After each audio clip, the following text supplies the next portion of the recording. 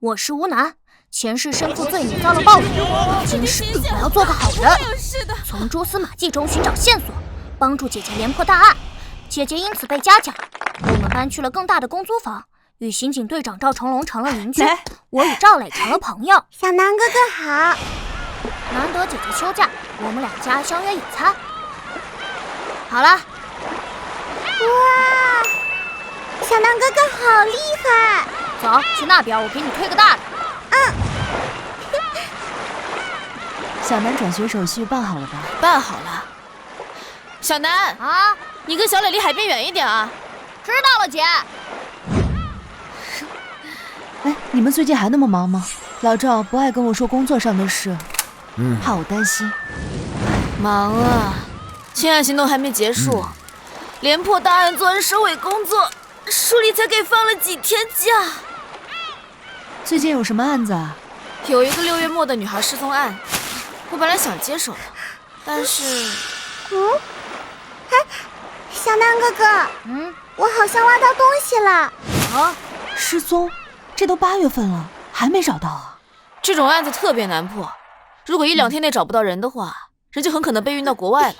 你挖到什么了？鞋？咱们东南亚有些国家太乱了，拐卖啊！孩子找不回来，这父母得多难过啊！辖区警所和区警署前后也查了很久，都没有线索。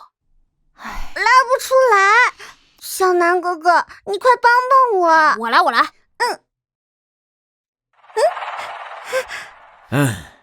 小敏、小吴，炭烧好了，想吃什么？下面还有东西，是连着的。是什么呀？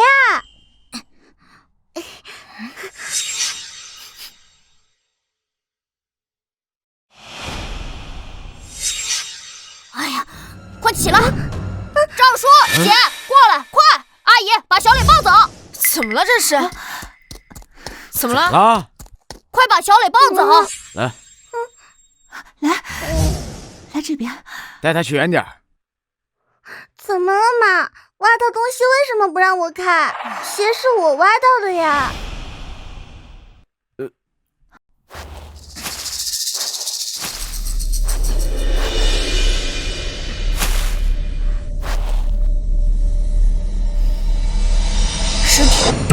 尸体？小南，这可不能开玩笑，你确定吗？我确定，我闻到了，且摸到了。小敏，你带着孩子打车先走。小南，你也别在这儿。姐，没事儿，你看我像害怕吗？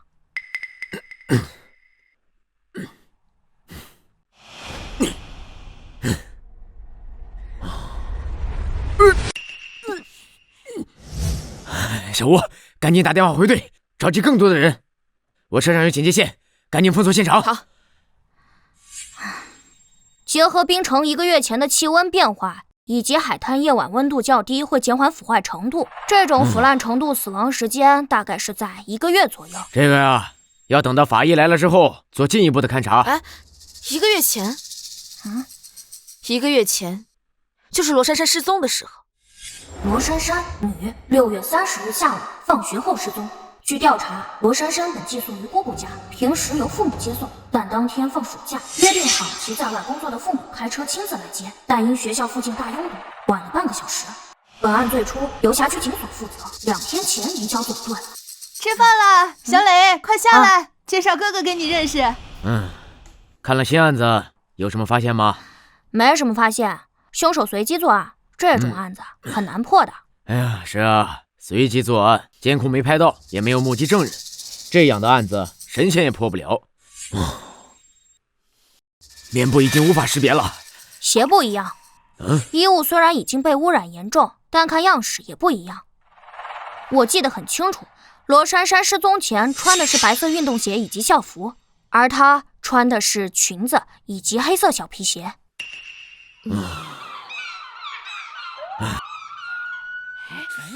离远一点，不要拍照，不要拍照。喂，署长。对，是个女孩，人有点多。孙猛他们快到了，但需要更多警力来维持秩序。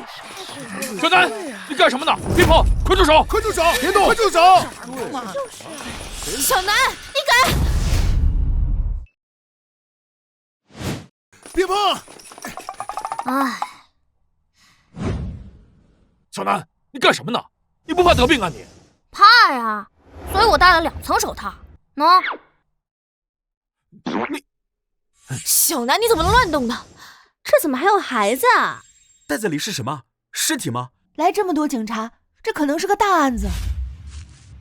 小南，你怎么能乱来呢？哎呀，我就碰一点点，确认一下想法。还犟，还确认想法，法医还没尸检呢，那又是你能懂的了。赶紧跟我去洗手。小南，这部分就不是你能参与的了，你先去那边，等前期调查完成，我呢给你看答案，好吧？好吧。沙坑里发现的应该是凶手留下的，有事记得叫我啊！嘿，把你能的，什么都敢碰。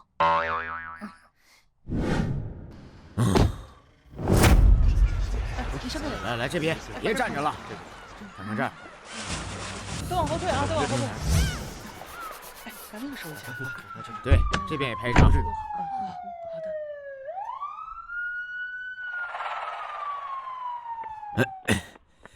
署长，情况怎么样？现在还无法确认被害人身份，凶手手段残忍，尸体已经腐烂到一定程度，难以通过面部拍照确认身份，需要详细尸检后与失踪数据库进行 DNA 比对。这么多人呢？这是个公共海滩，估计明天就会见报，瞒不住的。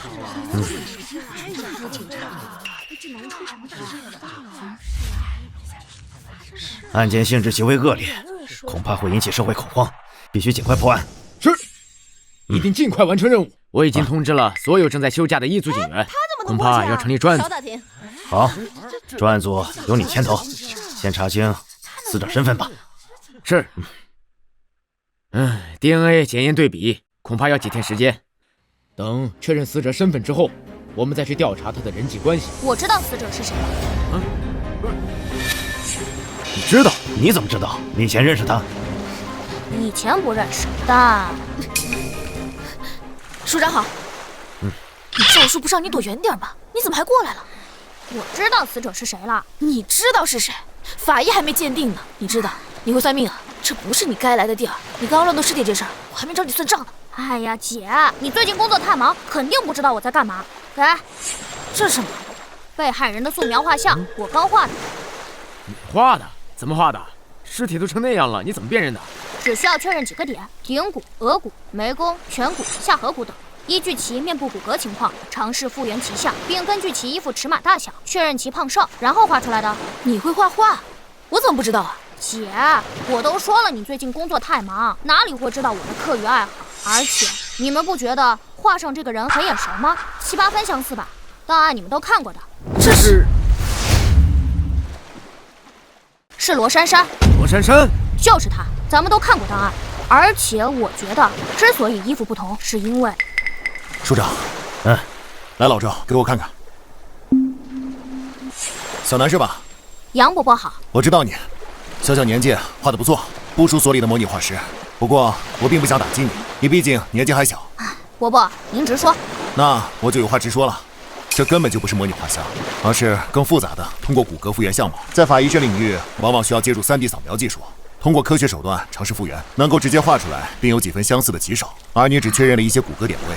另外，人在不同年龄阶段，面部肌肉和脂肪分布均存在较大差异。例如，中年存在鼻翼肥大、发腮等，婴幼儿则会有婴儿肥，青少年初期则会皮下脂肪较多，而脸型偏圆。随着中后期，骨骼进一步发育，而五官逐渐立体。而你并没有持续的参照物，仅凭着摸骨后的记忆作画，很容易受到其他影响。就比如你看过罗珊珊的档案照片，就总怀疑是她，所以你画的和她有几分相似就不奇怪了，也就肯定是她太草率了。杨伯伯，其实吧，署长，我刚刚对尸体进行了进一步观察，虽然腐烂程度不低，面部不能识别，但好在部分皮肤还算完整。我检查了被害人的双手、左手拇指以及右手拇指食指指纹，勉强完整。不过皮肤在腐烂状态下非常脆弱，接触式采集恐怕会很困难。可以拍照留底，让署里的画师过来，最好能画下更多细节。行，马上安排。如果能够画出足够完整的细节指纹来，能够在 DNA 检测结果出来之前，更快的确认被害人的身份。杨伯伯，怎么了，小南？要不您翻个页呢？翻页？他右手拇指是保留最清晰的。你画的？刚刚画的。这怎么可能？刚刚你不在尸体旁边。我凭记忆画的，我看过，我记得。凭记忆？这不可能，这怎么可能？我是天才嘛，过目不忘的，没什么不可能。如果要是不信的话，可以去与尸体比对啊。对，是对的，画的真好。仅凭肉眼观察，差距微乎其微。署长，这可以用。我认为我复原的肖像也没问题，可直接做进一步确认。派人去罗珊珊家中，在她日常用品上采集指纹。从她的右手中指第2节存在细微凹痕来看，是长时间握笔留下来的痕迹。她的惯用手就是右手，我画的也是右手拇指，对应的应该会采集到很多，可以马上进行比对。老孙，来了，你带人跑一趟。还有，我认为罗珊珊之所以与失踪时衣服不同，很显然是被凶手换的。而她现在这套衣服的材质虽然已经污染严重，但我看得出来是以欧根纱、蕾丝、天鹅绒以及纯棉布料为材质，是在全球流行很多年的可爱风格羊群，包括鞋子是一套的。也就是说，凶手绑架了她后，将其精心打扮，而后再……我们遇到了一个该死的变态。会破案的。还有更可怕的。小南，你又发现什么了？这案子可能更棘手，我希望我猜的对，又希望我猜的是错的。先不说，等杨伯伯做完初步的尸检报告，我需要进一步确认。行，都抓紧吧。好，是。来，都过来。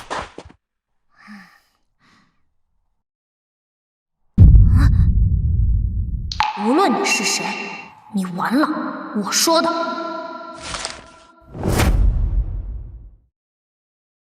虽然 DNA 的结果还需要几天才能出来，但是根据复原的画像和指纹的比对，基本上可以确认受害人就是630案失踪的罗珊珊。目前除了扩大失踪区域的排查范围，寻找目击证人，还有监控线索，我们还要老赵。我急着要，老杨给了我初步的尸检报告，详细的还要5天。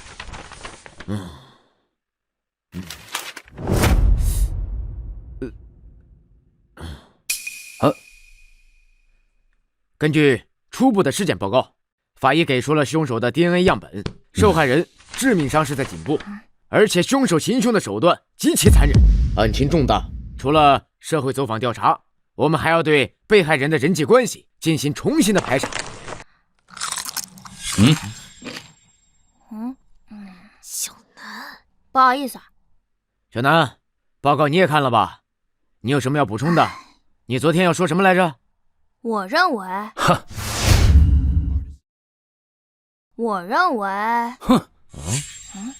赵队，咱们这儿开会呢，闲杂人等是不是应该先出去啊？他是吴楠，我知道他是谁，听说市领导来这儿开会，还请他上台讲话。小小年纪，在刑侦推理上是有2把刷子，但这种案子是他能参与的吗？他以什么身份参与？合适吗？这个案子呀，尸体率先还真是吴楠先发现的，而且他的意见总会给我们很大的帮助，署长是认可的。少拿署长来压我！当年我跟署长冲在一线的时候，你还在警校啃书呢。市长也是认可的。魏庆年，小鬼，我这个年纪，名字是你能直接。男，生于1970年9月13日，毕业于曼河国立警察训练学校。91年参加的工作，历任槟城来县巡警、槟城花园路警所警员、南区警署刑侦队刑警。05年曾前往皇家警察卫官学院进修，后历任区警署刑侦队副队长、区警署刑侦队队长，现任三龙警所所长。你还调查过我？并非调查，经历过之前的几案，我知道我总会因为我的年龄而引发指责与排斥。为了减少这种无端的争执，我最近看了滨城警务系统上下所有人的履历，希望能与你们更好的交流。我看过你的履历，我记得而已。哼，滨城市警署各分署、警所、警站上下足有几千人，你全记得？不重要，我说我全记得你也不会信。重要的是此次案件极为重要，我希望我能发挥一些作用，让此案更早侦破。时间就是生命。我听说过，你很会推理，但本案刚刚案发，还需要……看来魏所长并不相信我的能力了。哼，小小年纪，你刚离婚，且与女儿关系不好，你急于缓和关系，对吧？老魏，你离婚了？魏总，真离了？我明明谁都没告诉你，你怎么知道？你左手无名指，从勒痕深浅及颜色判断，你本常年佩戴婚戒，而此时你手上没有婚戒，身上的衣服虽然很干净，但褶痕明显且偏小。再看你头发，你今天应该刚洗过澡。你是一个很爱干净的人，但你领带下方有一块污迹，应该是吃饭时不小心弄的。从发黑程度来看，至少1周以上。结合来看，不是巧合，就是你刚刚离婚不久开始独居，没人再为你洗衣做饭，你一早醒来看着经常穿的衣服都脏了，所以你不得不在衣柜里找出过去的旧衣服穿上。因为你最近几年又有发福，所以衣服偏小，你找不到干净的领带，所以你选的那条颜色最深的，至少看起来不那么脏。会议开始前，你曾在外面走廊里打电话，手机是前几年的款式，贴纸虽然已经磨损严重，但看得出来这种贴纸流行于小学、初中女孩之间，这说明你还有个女儿，而且你很爱她。会议开始没多久，你就变得开始焦虑，有明显烟瘾发作行为。但当有人向你递烟时，你拒绝了，你在戒烟。可你刚刚经历过离婚，且办案压力巨大，这种情况下，没人能强迫你戒烟。你本该烟瘾更重，而看你气色也不是身体出了问题，所以你是主动为了谁在戒烟。这个人在你的生命里分量极重，你想讨好他。综上所述，我认为你的女儿今年应该刚好18岁，才经历过7月份高考，你们夫妻感情早已恶化，但在为女儿学业考虑之下，你决定在女儿高考结束后离婚。离婚后，你选择戒烟，是因为近几年你与妻子、女儿的关系恶化。青春期的女孩总会与父母发生一些矛盾，这一点很常见，而她之后会去外省上大学，你前妻也要一同离开，陪她去上大学。你与女儿之后就会很少见面，你担心就此疏远，所以你急于这个暑假在女儿上大学的前几月与她缓和关系。戒烟只是你要改变的一小部分，我说的对吗，魏所长？我无意给任何人难堪，但如果能通过几分钟的口舌免于长期麻烦，我只能如此。但如果有必要，我可以再说一些。小南，开会呢，别净说些没用的闲话啊！你说一下，你对这个案子到底是怎么看的？确实有2把刷子，我倒是很想来听听，你有什么高论？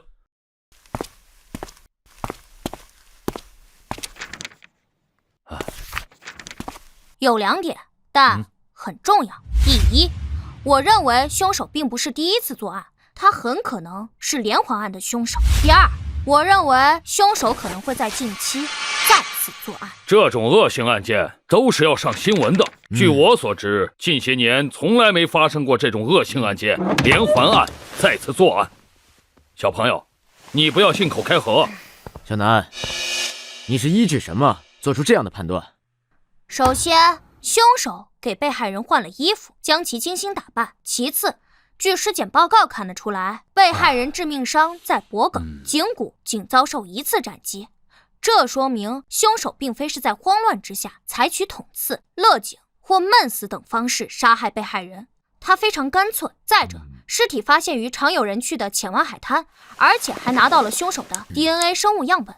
在被害人失踪距离1个多月，凶手完全有时间毁尸灭迹，埋尸荒山或者焚尸，可他偏偏随意埋尸。还有，据校门监控，被害人是因没等到父母，自行离开校门监控范围，而其父母是因堵车迟到，是偶发事件。我虽然还要对他的人际关系进行排查，但就我个人而言，我认为本案绝大概率依旧是随机作案。结合以上，凶手随机作案，手段冷酷狠毒，并不是第一次，且并不在意尸体与自身 DNA 被发现。从犯罪心理学角度，或站在犯罪者的角度来讲，它符合一个变态连环案凶手的特征。他很可能过去就做过此类案件，曾随意抛尸，曾被警方拿到 DNA 生物样本，但从未被抓到过。做下连环案后人间蒸发，直至今年他再次开始作案，依旧是随意处置尸体。我甚至觉得他是在挑衅警方，没被抓过，他无所顾忌。综上所述，我有2点建议：第一，将凶手的 DNA 生物样本连夜送去省府进行比对。冰城的 DNA 测序3天才出结果，而省府设备更先进，1天之内就能出结果。如果顺利的话，明天下午应该就会拿到凶手的 DNA 比对，来确认这是不是同一凶手所为。第二，应通知各区警署、警所、警站，近期一旦再次发生失踪案，一定要第一时间上报。据罗珊珊失踪已经超过1个多月，凶手极有可能会再次作案。我刚刚说了，时间就是生命，是潜在被害人的命。我带样本去省府，走高速的话5个小时就能到。稍等一下，小朋友，你为了让你的推理听起来没有漏洞，你在特意回避酒精问题。尸检报告写得很清楚，你故意回避。尸体里发现有酒精成分，应是被凶手灌酒。凶手可能饮酒，他或许本不是好人，酒精放大了他心中的恶念，所以他残忍、变态，做出各种非理性行为，这也是一种可能，对吧？你为何对此提都不提？懒得说而已。我并不想把大家的时间浪费在开会与辩论上，我的目的只想说服赵叔加快做 DNA 比对，以及防止潜在被害人再次遇害。我之前说的那些已经够用了。懒得说，还是说不明白。不过你非要问，那我也可以教你。教我？你觉得凶手为何要再次作案？再次作案是基于你的推理，那就基于我的推理。假设他是连环案的凶手，那他为什么要再次作案？因为生活变故。如今新闻媒体如此发达，近些年从未听说过有这种恶性连环案，那就是很早以前的连环案。凶手沉寂多年再次作案，极有可能生活发生巨大变故，生活不顺，走极端。他不仅喝酒，酗酒也很正常。我并不是在回避酒精问题，其甚至能让我的推理更加完整。我还有很多细节没说，比如学校与浅湾海滩的距离，海滩附近道路监控分布情况，以及放学时学校人多眼杂等等，我都可以做出相应的判断。我不说是因为我不想浪费时间，凶手是否是连环案的凶手本就不需要做复杂论证，等 DNA 对比结果出来自然会知道。我再重申一遍，时间就是生命，是潜在被害人的命。老孙，我这就是。小吴，你带人继续排查监控。好。老魏，你继续寻找目击证人，我派别的辖区的警力到你的辖区，由你统一的指挥。交给我。小陈，到。你跟我去署长那儿汇报工作。是。那就先暂时散会，明天会有专案组大会，到时候各部门我们统一的去整理具体的情况。根据学校及附近的监控，因为放暑假，大量的学生家长来接，在案发后的1个小时之内，共有1375辆车经过，男车主890人，女车主485人，其中包括非本车主驾驶的车辆，需细查监控，一一比对。这个工作量还是蛮大的。小赵，这个案子现在社会影响非常坏，我知道案件极其复杂，我不会要求你们限期破案，但你觉得你们还需要多久？这1个月。市长，像这种案子，伯伯，凶手随机作案，在新线索出现前，没人能证明破案时间，而如果始终查不到有效线索，甚至可能成为悬案。你小子戴着耳机，耳朵还这么灵啊？没开声音，一直都听着呢。报告，进。队长，孙队说打不通你电话，打到我这里来了。开会手机静音了，怎么 DNA 比对有结果了？有，孙队说与515系列案凶手 DNA 匹配吻合，案件简报还在发送传真，一会儿就过来。515案，515系列案，好像啊。对515案。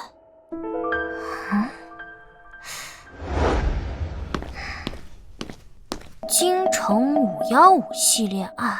啊，对，孙队提到过几个县市，其中包括京城。9个，之前还有9个。小南，什么9个？在罗珊珊被害前，还有9个被害人。9个？这怎么可能呢？我怎么从未听过？小南，你别又……小南，你是很了解这个案子吗？也是才知道不久。昨天我推定凶手可能做过系列案，并在网上查了查。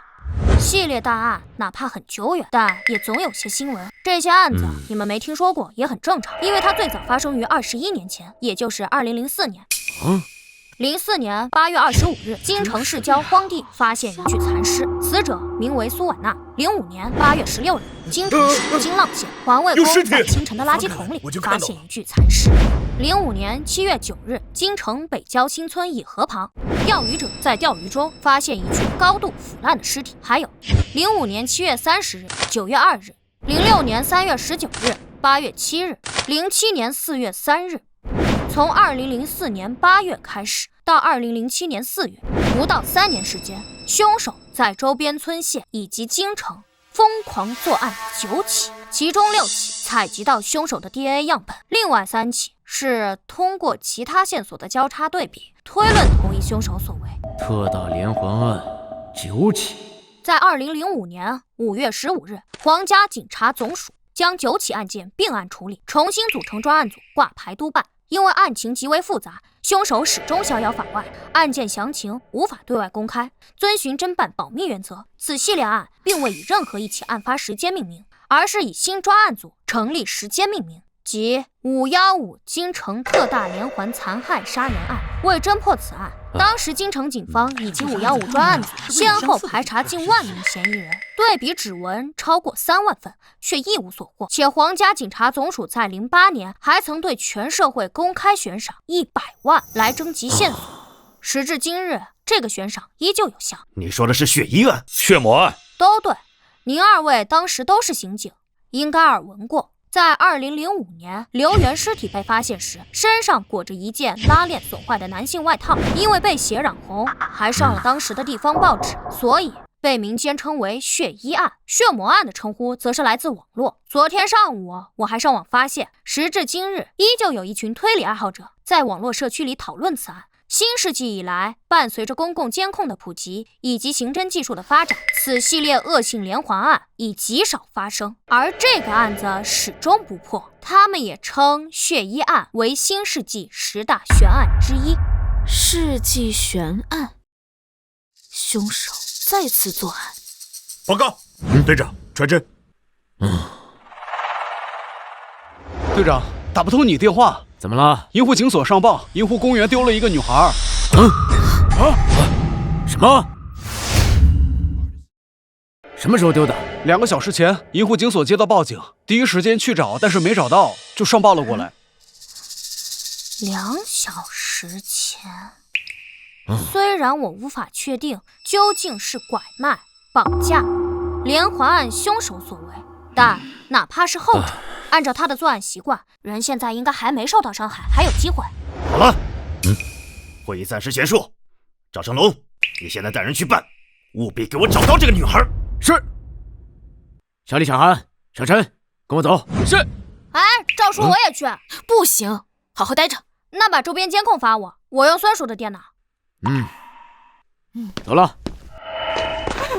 警官，我就去小摊上买东西，就这一转头的功夫，他前面还在那喂鸽子呢。等我回来，人就不见了。别着急，别着急，我们会全力以赴的找。警官，一定要帮我找到我孙女儿啊！赵队，这是失踪者的信息，还有照片，我手机发给你。好，各部门注意，现在马上根据资料，一会儿发到你们手机上去找人。好，您先休息一下啊。你好，先生，请问你见过这个女孩没有？没有吗？好，谢谢。你好，您见过这个女孩没有？没有。您见过这个女孩没有？没有。见过这个女孩吗？没有。没见过。没有。没有。马佐怎么样了？之前已经找了2个多小时，这算时间，恐怕……喂，小李队长，我刚从交通署出来，公园周边监控都拿到了。好，你马上带人抓紧时间看。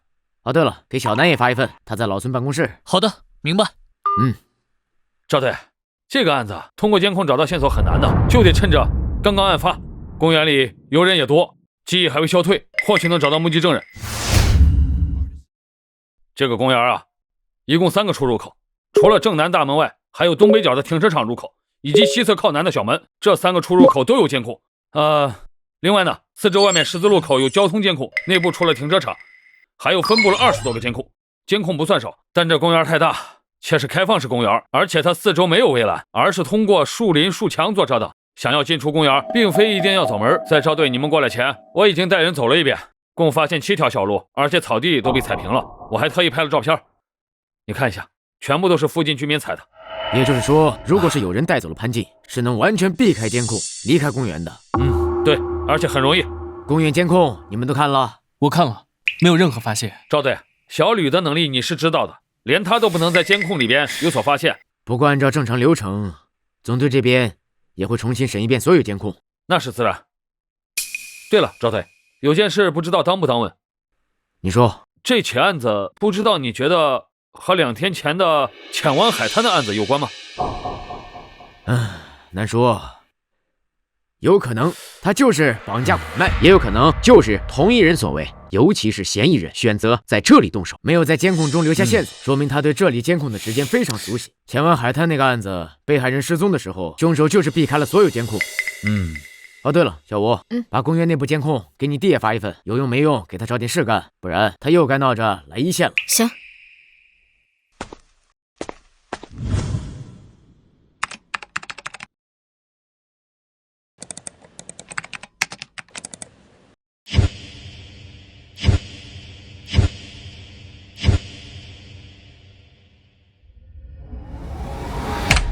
找到你了啊！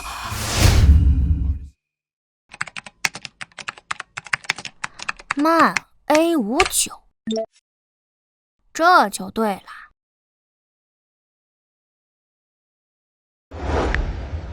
哎，小南，你们回来了吗？还在公园排场。这个点你吃饭了没？没，我找到线索了。找到线索了？是的。队长，查清楚了，是一场误会。目击者看到的不是潘静，只是跟他长得相似，上衣颜色一样。当时跟他在一块的是他母亲，确认过，已经回家了。那你们继续查吧。这公园这么大，这么多人，你们继续问，我就不信没有蛛丝马迹。是。赵队，小南说他找到了线索，让咱们回去要快。电话里一会儿说不清楚。线索？哪来的线索？他说就在监控里。监控？他说什么？说让我们赶紧收队，今晚就能抓到人。监控，公园的监控，我们早在监控室看过，并未拍到潘静失踪时的画面，包括停车场监控，并未拍到潘静以及其他可疑迹象。哎，小陈，你那边监控看的怎么样了？队长，暂时还没有发现。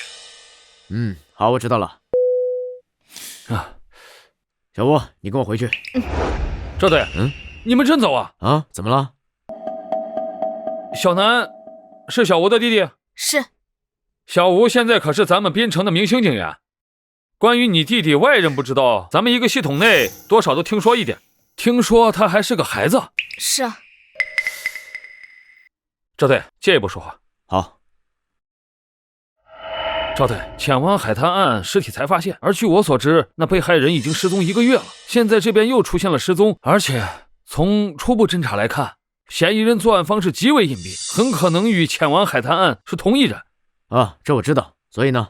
我的意思是，我们所警力有限，您这边直接收队，把破案的希望压在一个声称有线索的孩子身上，是不是太草率了？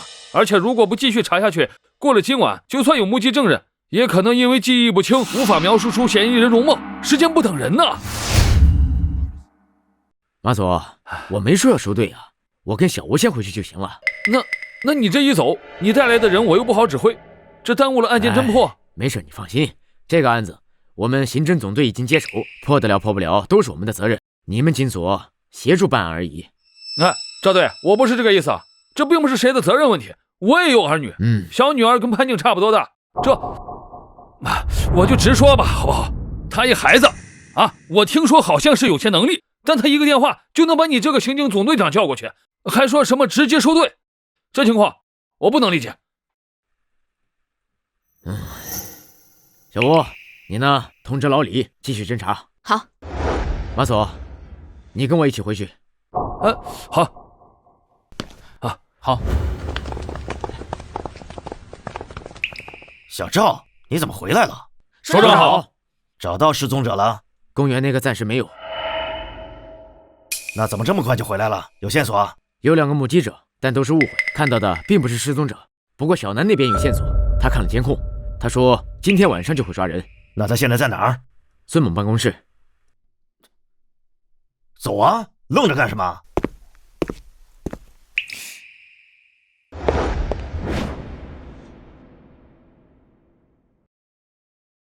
兰姐，到时候你就……小南啊，你一个电话就把我们给折腾回来了，还让我们快点收队。今天晚上你要抓不到人，我可要惩罚你了啊！我这年龄，你能罚我什么？罚你10套暑假作业。好吧，我接了。那如果今晚能抓到，能不能不写暑假作业？好简单，好无聊啊！这事儿我说了可不算，你得问你们学校老师去。那我要去抓捕现场。不行。小南，你新电脑买了吗？是不是还没买？今天晚上你抓到人，我自己掏钱给你买。啊，我破案又不是为了钱啊。好了，说案子。你这是干什么？剪辑啊，拉监控多麻烦，这么多人啊。去会议室吧。时间紧急，我闲话少说。今天中午9点49分30秒，银湖公园停车场入口监控拍的，这辆银灰色商务车驶入，10几秒后停在了 C 区17号停车位。车上一共载着3人，分别是黑色墨镜年轻人、白色外套中年女人以及黄色外套中年男人。这3人下车后交流了什么？边走边说。9点53分，他们出现在了公园靠近停车场花坛监控下。3人曾在花坛长椅坐下闲聊，而后一起向南走，走出了这个监控，很快出现在公园北侧。公厕外监控中只是路过，而后又出现在了银湖北岸的监控中。能不能打断一下？这是我们所的小吕泰，他可是我们所的明星警员。去年那个酒吧杀人案就是他主导破的案，24小时缉凶。我看好他，将来能成为咱们边城最年轻的副所长。署长，您应该也记得他吧？去年您还亲自给他表彰过呢。我们这个呢，也算是案情分析会，有问题该提。我就一个问题，为什么锁定这3个人？因为就是他们拐走了失踪者。小弟弟，话可不能乱说。公园监控我是第一时间去看的，看的还比你更多。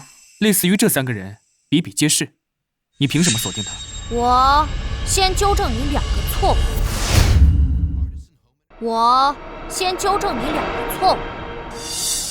第一，我并非一开始就认为他们是嫌疑人，我站在怀疑一切的角度看监控。银湖公园本就人流量大，形迹可疑的人很多，比如兰姐。本来我最后会讲到，但提前说也无所谓。串联他们在各个监控下的行为，他们可能就是小偷，而且相互之间应该认识，不难抓到。不难，但我现在没时间没心情跟你解释这个。我为什么认为他们当天一定行窃了？他们其中一定有惯犯，过去没被抓过，你们再抓，自己去问或者自己去查。我们现在要讲的是失踪案。第二，你刚刚自称监控比我看得多，你是错的。你肯定没我看得多，当然你也可以选择不信，你可以提问，但我并不是在向你汇报。回到案子，刚刚吕警官所提我为什么锁定他们，本身是筛选后的结果，但涉及到大量无关闲杂人等的旁支推理，包括排除法，具体我就不说了，就说他们，只要他们是就够了。上午10点20分左右，他们出现在公园的游乐场附近，多个监控全都拍摄到了他们，并停留闲聊。10点47分左右，他们离开了公园游乐场，之后很长一段时间都没有出现在任何地方。11点07分，位于鸽子广场西北角的监控拍到，他们就是在这里分开的，是年轻人先离开，向西走，离开了监控，之后是白衣女、黄衣男一起向广场里面走。注意这个画面，他们在离开时都先后偷看了监控。再看这里，11点35分，黑色墨镜年轻人出现在篮球场边上，看人打篮球，一直在看，直到12点09分，他接了个电话，而后走出监控范围。考虑其步行速度以及路线长度，这几个截取监控画面都可以证明，这墨镜年轻人在接完电话一路直接回了停车场，然后开车离开公园。赵叔，姐，你们觉得他们还不可疑吗？按你刚刚说的内容来看，这3个人是早上9点多到达公园，到中午12点多，年轻人独自开车离开。但是他这一个上午，他们都只是在公园里闲逛，没有目的，而且还注意着监控。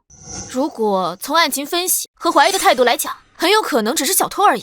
而且2个中年人带着一个20多岁的年轻人开车来，外地车牌，很像是来旅游的，父母和儿子一起来。咱们滨城本就是重要旅游城市，如果他们第一次来银湖公园，四处走走看看，发现确实没什么意思，说他们是来旅游的，应该也很合理吧？对，推理到这一步有很多可能性。而且，虽然报案时间，你不能因为年轻人接电话的时间和潘静失踪的时间相近，就贸然断定与他有关。失踪主家属报案时间是今天中午12点15分。据他描述，当时他的孙女潘静正在喂鸽子，他去一旁的路边摊去买零食和水，还给鸽子买了玉米粒。根据路边小摊附近监控，他是12点06分来到摊位前，12点10分离开。走回去后，发现他的孙女丢失了，找了几分钟才报案。潘静是在那4分钟之内失踪的，而篮球场里面的年轻人是在12点09接到电话。巧合？连巧合都不算，因为事发是中午，是吃午饭的时间。银湖公园里虽然有一些小摊儿，但都是小吃，想要正经吃午饭，还是得去外面。潘静失踪的时间点上，有太多人接打电话以及离开。如果以在公园闲逛一上午，中午接打电话后离开为标准去找寻线索，那这种线索我可以找出上百，甚至更多。另外，停车场入口包括停车场内监控都是无死角的。年轻人离开时，潘静不可能在车上，根本没有办法送到车里。你倒是帮我解释了部分我想说的内容，说完了吗？你目前的一切推理，哦不，都甚至算不上推理，没有任何逻辑可言，只是他们行迹稍微可疑。他们与潘静的失踪到现在都没有直接的联系。你说完了，可以坐下，我继续讲。小朋友，你这是在耽误所有人的时间。这位吕警官，11点的时候，嫌疑人就出现在鸽子广场的监控下，他们与失踪者出现在过同一监控下，你怎么就说二者没有关系呢？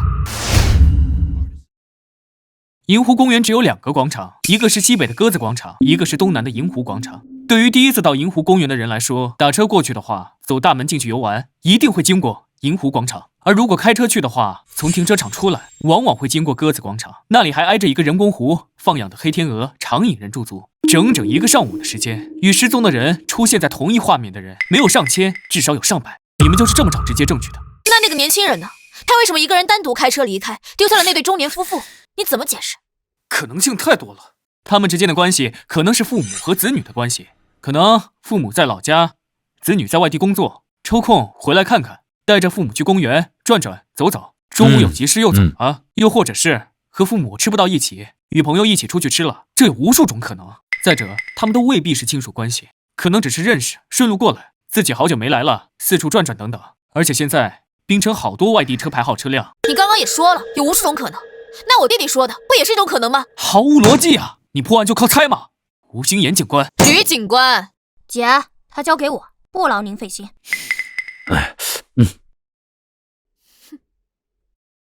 我继续讲。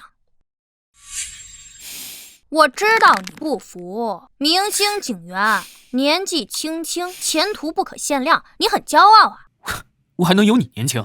尤其是你先看过公园监控，自称看过很多，但你没有看出明显的问题。而我年纪小，我说我看出来了，且推论出其也没什么算亮眼的地方，所以你不服，对吧？我不想跟一个小孩子置气，这是破案，时间就是生命。时间就是生命，我喜欢这句话，所以我打算给你个机会，也为了你别再轻易打断我。我问你个问题，如果你能回答上来，我现在马上下去写我那10本暑假作业，你上来讲。但如果你回答不上来，就请你闭嘴好吗？你问。问题很简单，在年轻人开车离开后，他是否回来过？如果回来过，什么时间以及哪个监控他出现过？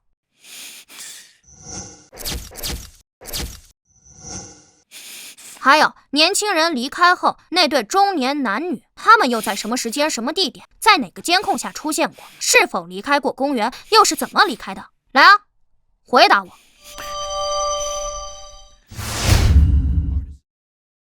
看得出来，你是一个注重切实线索、很讲逻辑的人，你不会去胡乱猜测。所以，什么时间、什么地点，谁在哪个监控下出现过？想不起来了吗？是记忆不清？记忆里没有？不确定？我不记得。那就闭嘴，别再轻易打断我。你记得？当然。就算你记得，我是中午12点半看的监控，距离现在已经过了好几个小时。你是下午刚刚看过，还无端的把这3个人直接定为嫌疑人，甚至特意把他们的画面剪出来了。你当然会记得，这算什么本事啊？那你觉得有没有这种可能性？什么？他们不在。什么不在？人在看监控时，尤其是同时看多个监控，寻找可疑信息线索时，往往都会对形迹可疑的、多次出现的、反复出现在被害人身边的目标印象深刻。一旦可疑人员出现次数过多，他就会显得更加可疑，会被更多留意。这是一堆废话。而反过来说，人在长时间看监控，面对大量可疑人士时，有一个可疑目标减少出现，甚至不再出现，那对其怀疑就会降低，以至于印象消失，忽略掉目标的存在。尤其是在潘静失踪后，公园里那些其他可疑人士依旧在活动，以小偷为主。考虑到人不可能凭空蒸发，而公园很大，悄无声息带出去很难，由此那些依旧可疑的人在后续观察中会牵扯观察者的大部分注意力。你的意思是？首先可以确定，你虽然有一定的观察能力，记忆力也不错，但看监控没有我细致。其次，你说你不记得，那是因为你是一个很讲逻辑的人，你很较真，你确实回忆不起来，你并没有为了赌气而去胡乱猜测，这一点我很欣赏你。所以我可以告诉你，你不是不记得，而是你忽略了，因为他们不存在了。他们不存在了。从今天中午12点09分，年轻人接电话，马上开车离开公园后开始算起，我可以100%确定，公园里的所有监控再也没有拍到过这3个人。监控没有拍到过年轻人开车回来，也没有拍到白衣女是怎么离开公园的。在潘静失踪后，年轻人走了没回来，他们也好似人间蒸发一般，消失在了公园里，这正常吗？你还觉得他们没有嫌疑吗？你是对的，他们……当然，这并不能怪你，你又不是我。银湖公园每天都有几千人观光，几千道身影在数十个监控下反复出现，这种排查难度，而那3个人一上午的行为并不起眼。如果不单拔出来看，他们也不过是普通游客而已。你一开始就不会注意他们，自然也就不会知道他们之后不存在了。不对，哪里不对？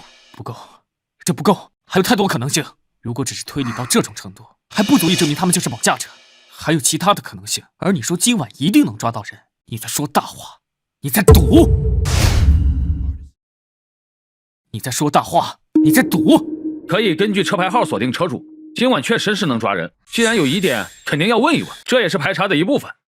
不过，可能抓错人。首先，3人行踪最大的疑点是中年男女的之后的踪迹，因为根据监控显示，他们进入公园后走走停停，观察感很重。如果他们是游客，第一次来这个公园，那么中年男女之后的消失就极不合理。他们对公园不熟，一上午总是暴露在各种监控下，之后怎么可能刚好避开所有监控离开公园？哪怕没离开继续观光，也应该频繁出现在其他监控下才对，怎么会消失？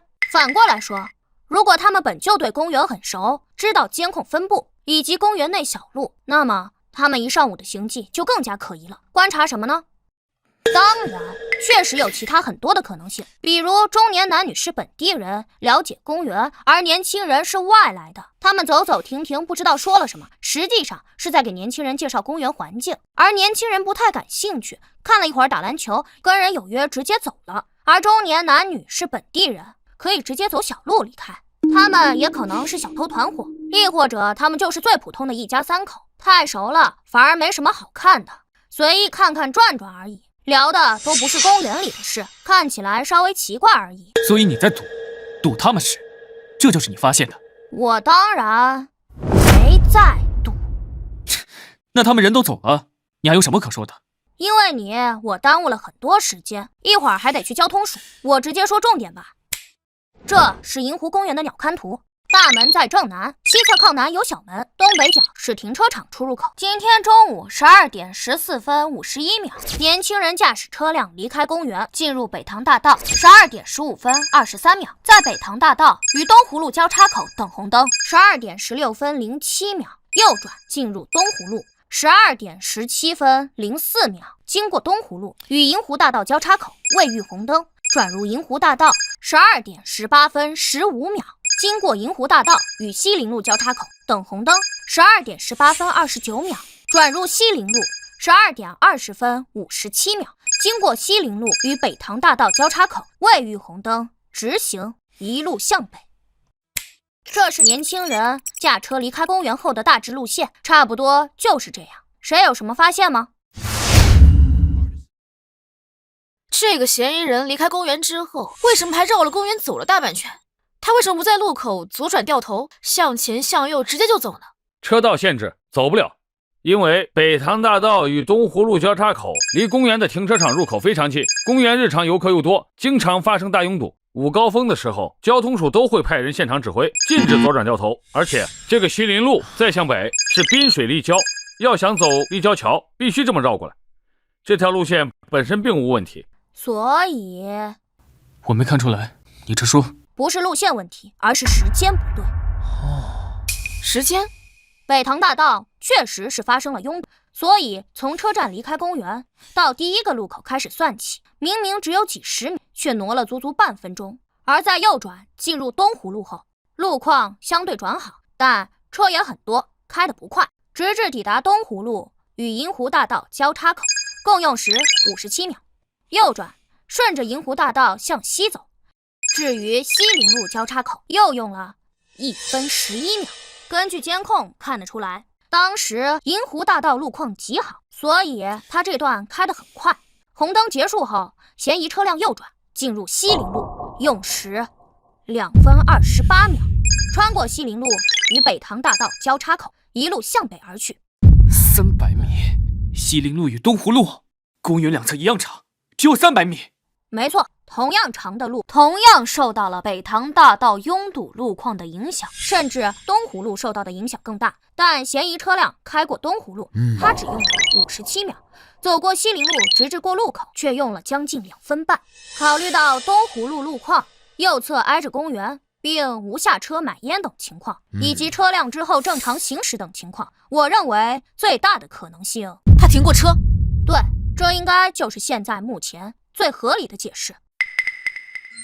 当然，考虑到推理的严谨性，停车原因可以有无数种，比如与谁发生了下刮碰，下车检查后没有问题就各自走了，或者是他们注意交通安全，在路边临时停车接打电话等等情况。停车接人只是其中一种可能性而已，但他们也有破绽，就在这几张监控截图里。正常看你们可能很难发现，但是我放在一起，你们应该能看得出来吧。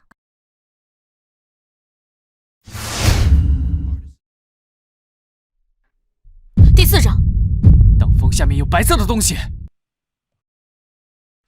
那是什么？啊？交通监控本来存储量就非常大，清晰度有限，如果放大看的话，很难看得清楚是什么东西。是衣服。衣服？团起来的衣服，那个中年女人所穿的衣服。这是一种聚酯纤维材质的防晒服，非常轻薄，团在一起体积很小，就是中年女人进入公园时所穿的那一件。她曾在闲逛过程中将衣服脱下，搭在臂弯里，之后又曾穿上。而在年轻人接到电话的10几分钟前，这个中年女人最后出现在监控里，她一直穿着这件衣服。年轻人返回停车场，一路上经过多个地方，手中并无这件衣服，也就是说，不存在年轻人回停车场的路上，在某个监控盲区下从中年女人手中拿走衣服，帮她带走的可能。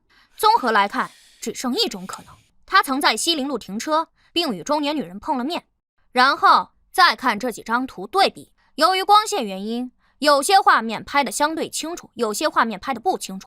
而在清楚的画面上看，商务车是黑色内饰，而最后经过的路口截图，因为风挡玻璃反光看不清副驾，但仔细看能看到一抹棕色。这中年女人里面穿的就是棕色的衣服，她在车里。以上可以证明，中年女人不仅仅与年轻人碰头了，还上了车。而且我认为那个中年男人也应该在车上，只是坐在后排，监控拍不到。还有更多的推理细节，比如为什么是中年女人坐前排，白色防晒服会被丢在风挡上，我可说可不说。单就说大体上推理到这一步，我至少有60%把握确认失踪的潘静也在车上，在后排由中年男人看着，且意识模糊。抓人吧，赵队，所长，这么多疑点，这世界上不存在那么多巧合，大概率就是他们。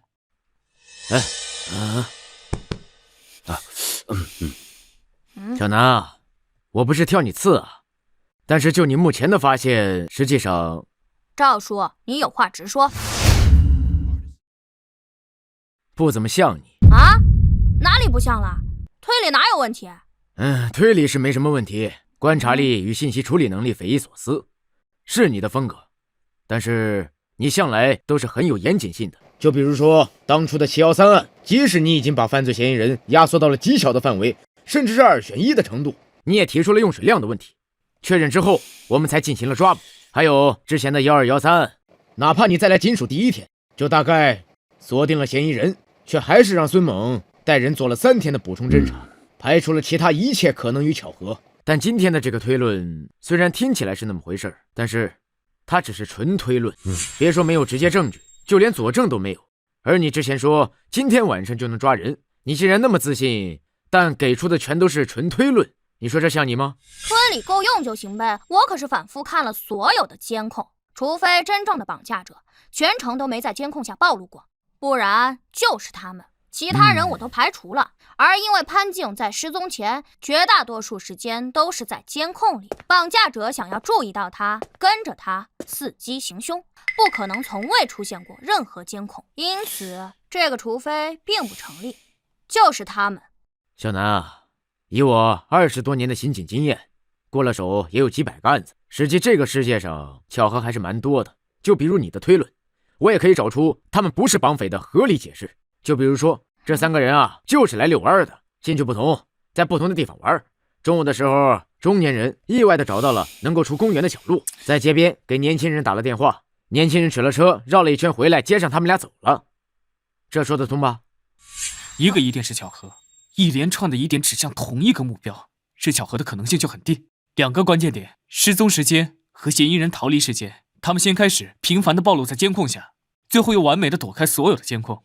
赵队，我觉得你说的对，但是可能性极低。可能性低，那也是有可能。我们不能低估了小南的严谨性，不然的话，1213案他也不会用3天才破。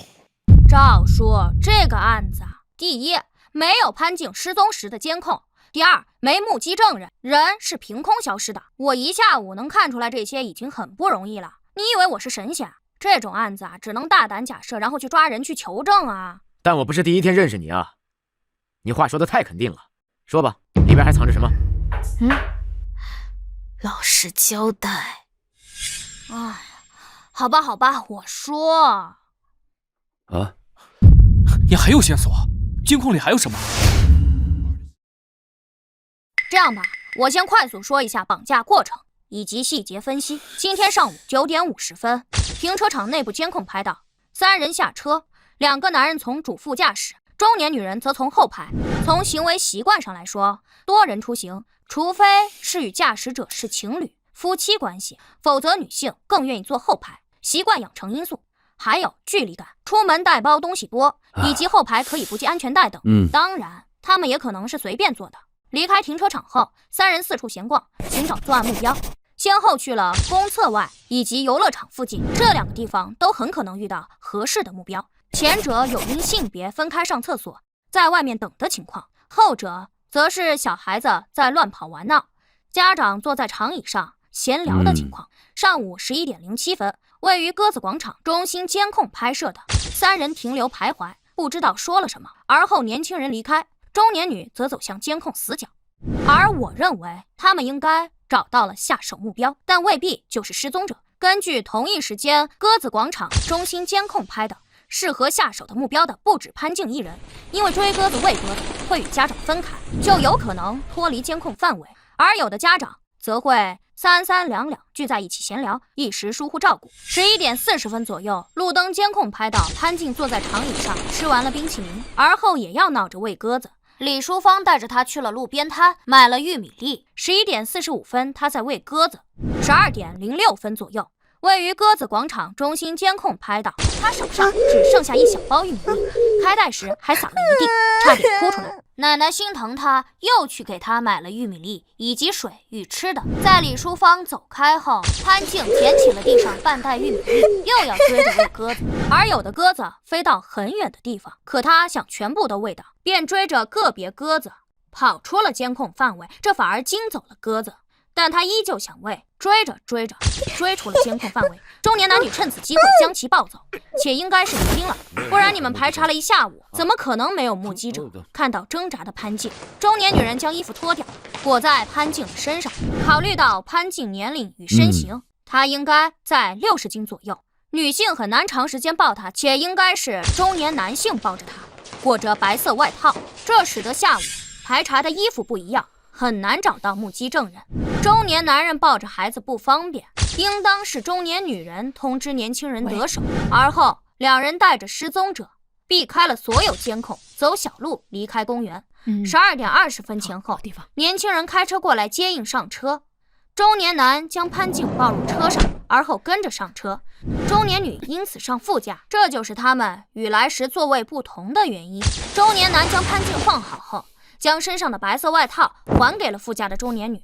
那中年女已经上车，也不好再穿上，便先随手丢到了风挡前，所以会被拍摄到。以上便是我认为这3人绑架失踪者的大致过程。考虑到他们明明对公园很熟，却只在公厕外、鸽子广场以及公园的游乐园等附近转悠，考虑其失踪时间以及离开时间，以及人不可能凭空蒸发等情况，我说60%把握只是保守估计。赵叔，我这还不能说服你吗？底是什么？底牌线索、佐证，还是直接证据？哎，这也不算直接证据，但不可能又那么巧，天底下没有这种巧合。那是什么？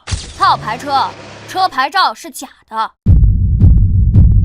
一切都是有计划、有预谋的，提前准备，分工明确。这很可能是一个专业的拐卖团伙，且并不是第一次作案。我们遇到拐卖大案。好，好小子，我就知道你。署长，可以行动了，但我们要去趟交通署，把嫌疑车辆最后消失的地方给确认清楚。好，行动。是。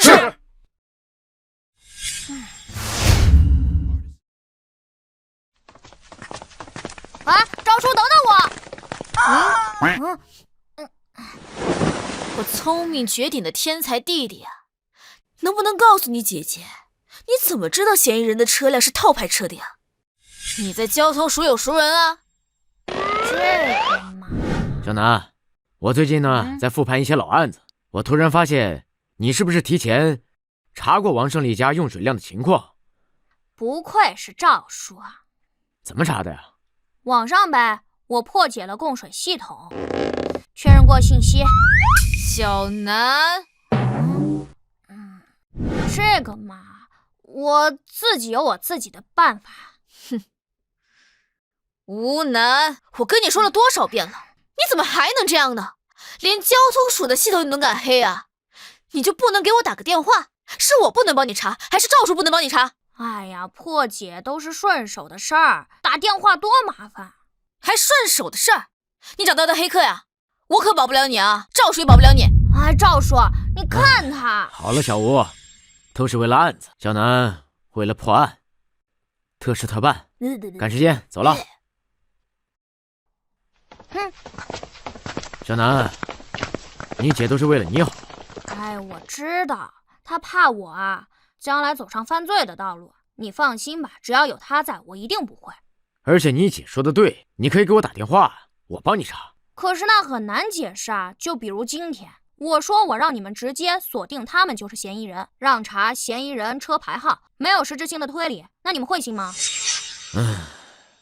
这样以后跟我说，我先信，行吧？这可是你说的啊。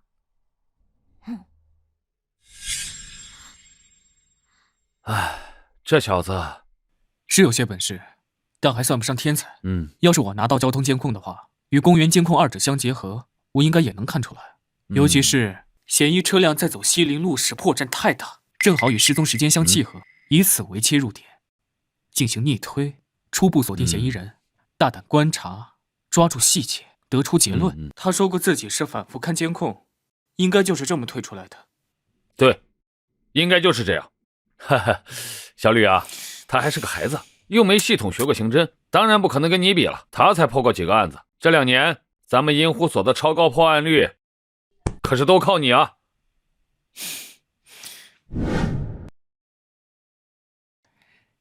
小弟弟，这么多监控还看得过来吗？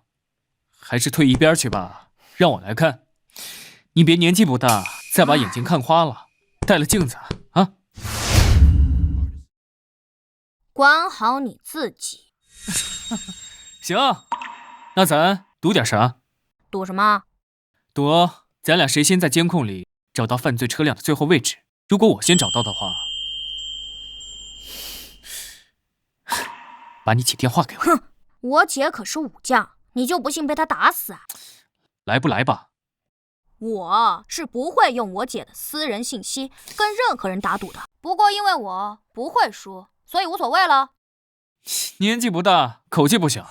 我赢了怎么说？你随意，也不为难你，叫我哥就行。以后啊，只能用哥来称呼我，叫小弟弟怪怪的。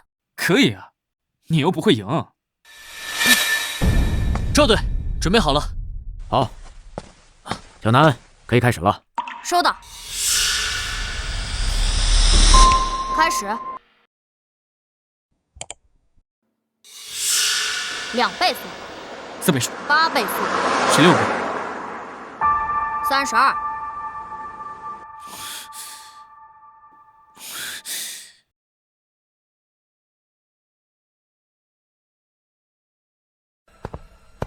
哎，这小孩谁啊？怎么跟着一起看？好像叫什么吴楠。赵队，人眼不可能跟上这种快进频率，这不胡闹吗？嘘，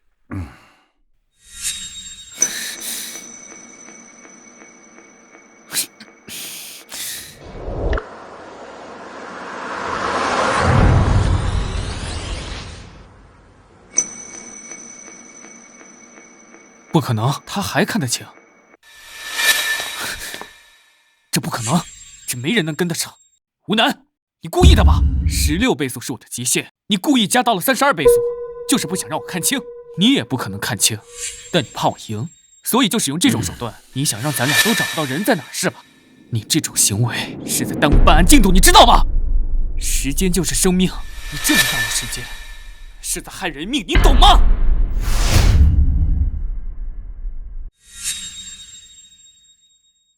怎么不说话？是被揭穿了？吴楠，好大的帽子啊！能不能闭嘴？看不出来就在旁边等结果。赵队，你不管吗？赵队，让他站着大屏幕再装模作样的看下去，没有任何意义，浪费所有人时间。哎呀，可惜交通卫士系统在我国还没有普及，只有首都和巴雅勒几个重点城市才有，不然监控更清晰，能直接实时锁定车牌追踪，不用人力来排查。这样，赵队，我看要调更多人过来，把监控时间调回嫌疑车辆离开公园时，咱们更多人重新看，无论他怎么绕，城市监控密度是足够大，一遍看不出来就2遍，哪怕花上几个小时，咱们今晚一定能锁定嫌疑车辆最后消失的地点，确认大概区域。这能看见吗？是啊。至于这个小子，前期功劳值得肯定，来这边也没浪费太多时间，就让他回去吧，不能让他再这么胡闹下去了。 3分钟，我给你们答案。好，3分钟。哎，这不对吧？这监控时间都快下午3点了，嫌疑车辆是中午12点多出的公园，就算在外面兜圈，也不可能跑3个小时，那样反而会暴露。应该早就到达目的地了，所以你在装模作样的往后看什么？64倍速。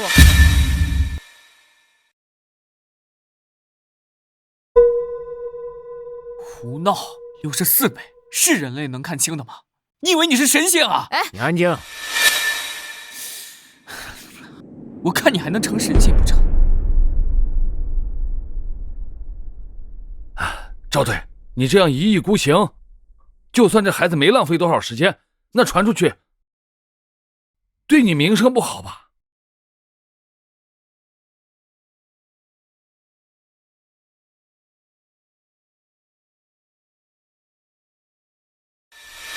？10、9、8、7、6、5、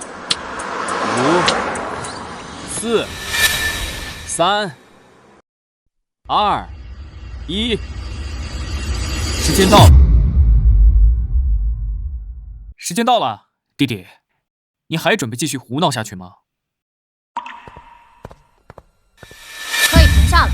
你真以为你是神仙啊？要12点34分，西城高架出口监控；12点39分，湾南路与惠康路交叉口；12点49分，百乐汇广场监控；12点51分，雨花路与盛和大道交叉口。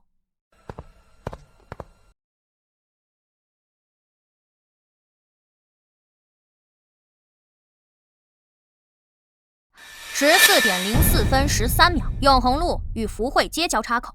嫌疑车辆右转30米后再次右转，进入吉阳社区。从12点到下午2点，2个多小时，其中1个小时，嫌疑车辆都在绕圈子，且多次停车走土路，但总是会再出现，频繁出现在各种监控里。我认为这是一种习惯性的行为，而并非刻意规划好的绕路。也就是说，他们是每次拐人成功后撤离的时候都会这么做，而吉阳社区就是他们最后的落脚地。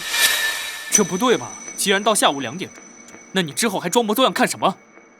不知道你是装聪明还是真蠢，我还能看什么？当然是看嫌疑车辆之后有没有离开过，亦或者是换车离开。可64倍速，嫌疑车辆最终消失位置我是32倍速确认的，64倍速一次跳1分钟，哪怕交通监控拍得再远，也很可能完全错过嫌疑车辆行驶过程。而站在犯罪者的角度看，他如果要2次转移潘静，一定是远距离转移，完全没有离得近还要再换地方的必要，不然直接去第2目的地就好了。所以他只要远距离转移潘静，一定会频繁暴露在各种监控下。从概率学的角度，64倍速我也不可能刚好全部错过。你听得懂我在说什么吧？小南，赵叔，说案子。根据目前已掌握的信息来看，以凶手对公园的熟悉程度，以及全市路况熟悉程度，以及没将人直接带出城等，我认为凶手应当就是滨城本地人。既然选择套牌外地车，那辆车就是本地车辆的可能性就更大。剩下的，赵叔你是专业的，不用我再说了吧？好，那我现在只有最后一个问题，你问。依照你的判断，你觉得这个案子跟浅湾海滩案有关吗？有3种可能性。你说。第一，纯粹的拐卖案，他们是老手这一点可以肯定。第二，对比当年，考虑到如今的监控密度以及人口密度，凶手孤身随机作案，完全避开所有监控以及目击者的难度极高。所以罗珊珊当初应该就是被这3人拐走的，凶手是买家。第三，3人中的那个中年人应当就是当年的凶手。至于中年女人以及年轻人为什么帮他，所谓变态家庭，古今内外各种案件中也并不是没出现过。各部门注意，小李到，你带人去查车辆的信息。整个滨城的车辆保有量大概有80万，商务车应该就占1/10。嫌疑人的车辆是业务款的大田牌赛威商务车，银灰色。就车款、年份和颜色，整个城市也不过就几百辆。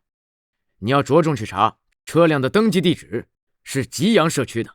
是。小吴，你去趟商业署你要把吉阳社区周边里里外外所有的汽修厂信息调出来，安排人一个个的去问。像他这种10年的老车，我就不信他没有保养和维修的记录，而且越是老的车，越会养成就在附近保养和维修的习惯。好，明白。小王在，你带一群人，就在这儿，给我把吉阳社区实时的交通监控给我盯死了。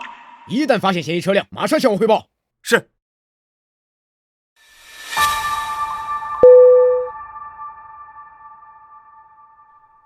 哎，老孙，下高速了吗？下了。哎，那刚刚好啊。你这样，你赶紧打电话安排一下，你调几辆车，马上去吉阳社区。要便衣，你先过去，蹲守信息我之后发你。都来得及，放心吧。好。喂，朱所长，哎嘿，是这样啊，麻烦你啊，帮找个人。对，那个应该是就住在你管辖的片区。一会儿啊，我把监控录像给你发过去，你看看有没有熟脸。好嘞，那我等你消息。赵队，咱们怎么不直接过去？毕竟吉阳社区也没多大，进去搜他。因为至少是个拐卖大案，吉阳社区再小也有几10栋楼，上万人，各种巷子、背街，那3个人至少是拐卖惯犯，抓出来肯定是被枪毙。如果大张旗鼓的去抓，可能会对潘静带来危险。哦，这样啊，我不是刑警出身，之前做督察工作，倒是没想那么深。他怎么可能看得清？怎么可能看得这么快？他不是人啊，他是破案的神探。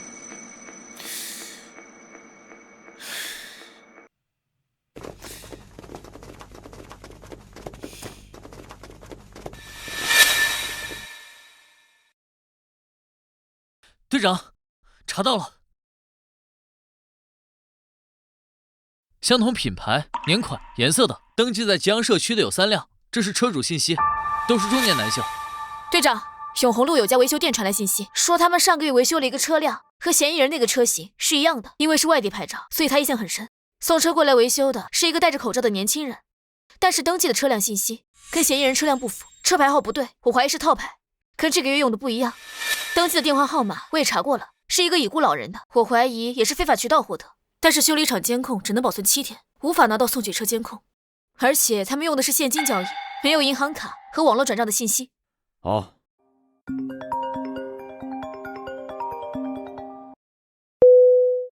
喂，朱所长。哦，是都没看出来吗？的确，监控录像还是不够清楚。行，那就这样吧，给您添麻烦了啊。那个，南哥，忙着呢。赵叔，这是3人的画像，虽然公园监控不清晰，但是足够全，各种光影角度下都有，一些细节还是能画出来的。我能确认至少7成像吧。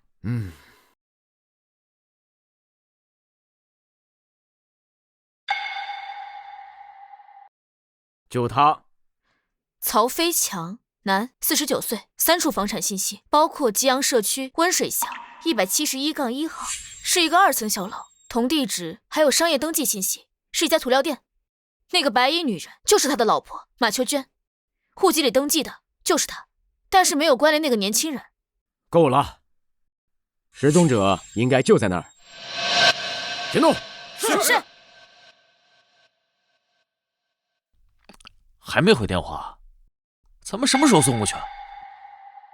还没呢，急什么呀？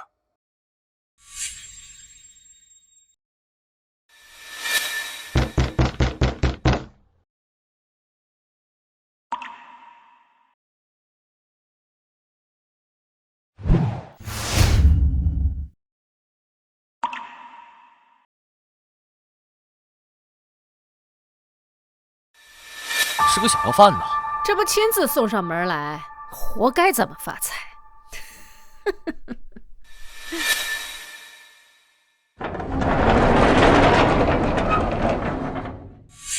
赵叔，我也去。姐，对方必然警惕性极强，至少有3个人，有没有第4人、第5人，谁也不清楚。潘静在哪个房间里，谁也不知道。你们要是叫不开门，打算强攻吗？拐卖惯犯是够枪毙的。他们要是负隅顽抗，伤害潘静怎么办？谁来保证潘静的安全？我就帮你们敲个门，又不是没敲过。王胜利的门不就是我叫开的？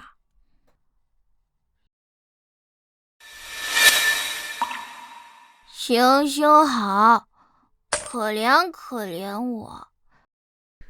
哟，挺可怜呀，就你一个人。我奶奶在垃圾箱那边翻找废品卖钱的。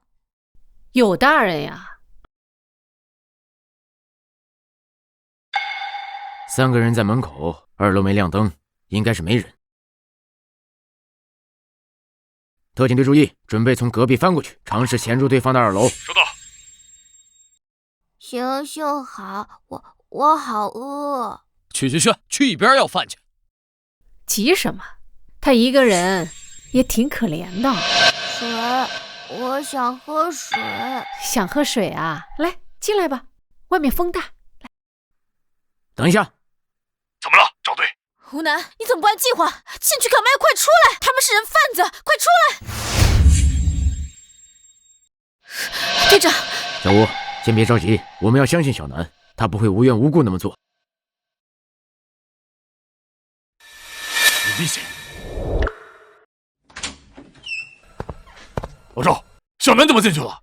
按照原计划是叫小南去叫门，然后我们通过针孔摄像了解屋内的情况。小南会声称有奶奶跟着，知道他去敲门的，这样会确保他的安全。按照计划，没有他进屋的这个环节。这小子，行了，你也别着急，相信他会照顾好自己的安全的。他进去转一圈，可能是为了确定失踪者的具体位置。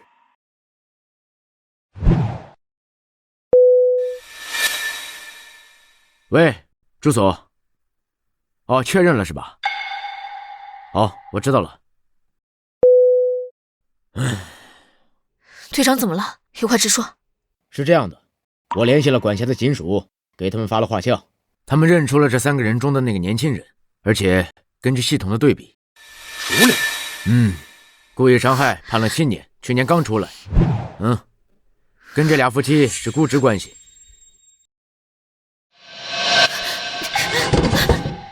小吴，我们要充分的相信小南，我相信他，他自己能出来。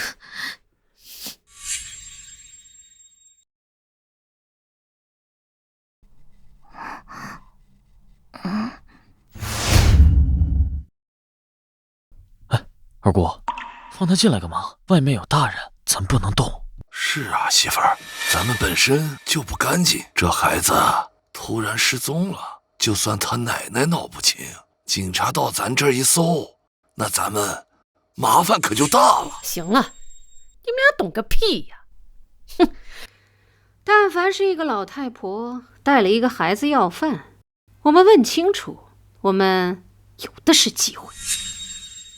小朋友，你从哪儿来呀？村里。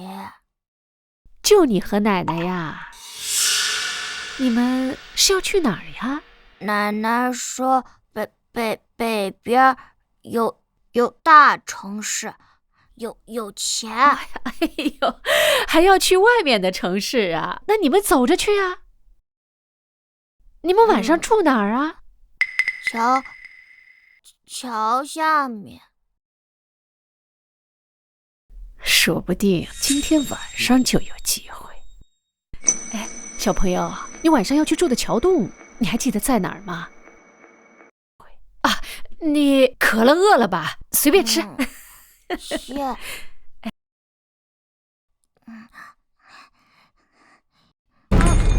我的钱，我的钱！哎呀，小朋友，没人会抢你的钱，你别急。放里。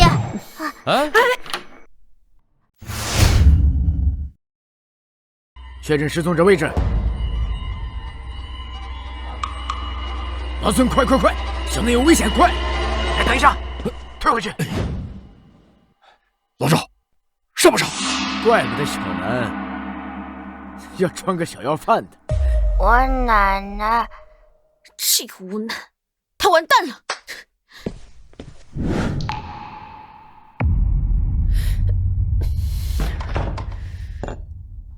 他犯错了吗？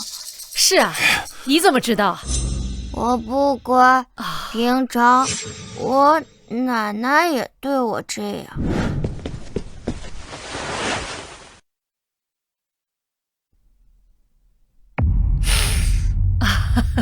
这里好像有点八成是。这孩子废了，可惜了，不值钱啊！别再问了，赶他走。谁说不值钱了？他有胳膊有腿的，你看他那双眼睛多漂亮啊！小傻子，你奶奶多大了？80多呀？80多？这不可能，这年龄差太多了。应该是被遗弃的，被这个拾荒老太婆捡了，养这么大，不能放她走。她脑子不好使，嘴会说。这个老太婆应该是个正常人，她如果给她形容她看到了什么，背不准老太婆会报警。那二姑，你说，咱怎么处理这小子？二姑，你说，咱怎么处理这小子？这老太婆要是40、50岁，还真不好弄，但她已经70、80了。这样，你们现在就过去，能糊弄过来再动手最好。如果糊弄不过来，先打晕再抬回来。不就是在拐弯那个大垃圾桶那儿吗？距离那么近，趁着现在人少，你们速度点，不会有人看见。可是搞回来之后怎么弄啊？拉到边境，老太婆没用，找地方埋了。他们也没亲戚，也不会报警。别墨迹了，你们俩赶快去。这小傻子就交给我。走。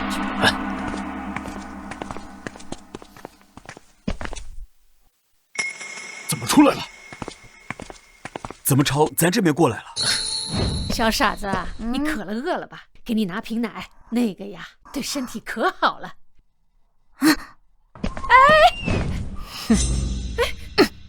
小傻子，你干什么？你进去干什么？开门！小朋友，阿姨不是坏人，阿姨给你带了可多好吃的东西，快把门打开吧！啊！行动！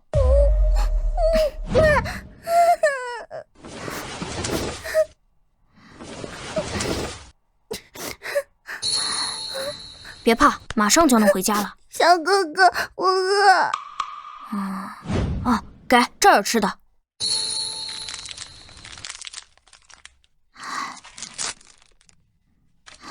别怕，别怕，没事了。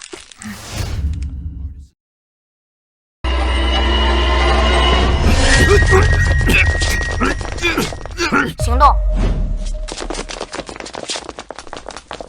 开门啊！别闹了，阿姨错了，不该叫你小傻子。你们那么快就回来了，这小子，你们……不许动！警察，双手抱头，蹲下，老实点。开门，小南。姐，赵叔呢？赵叔马上会过来，把门打开。小南，你把门打开，我保证不打你，乖啊。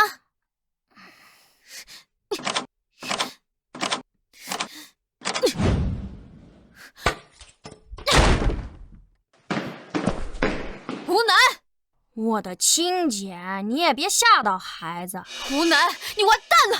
赵叔，快来，吴希言要杀人了！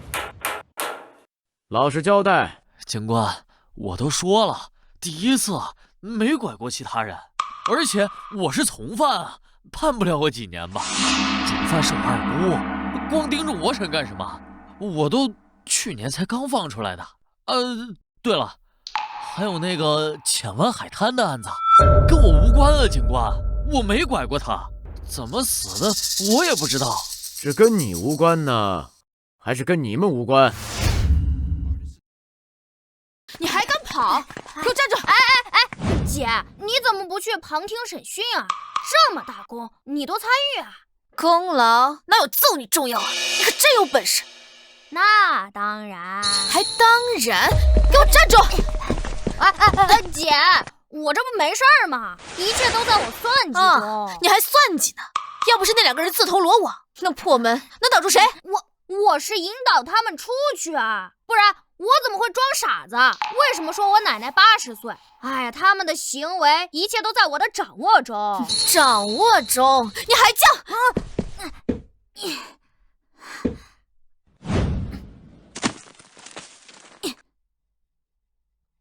爱你哦。谁教你的？什么时候学会的？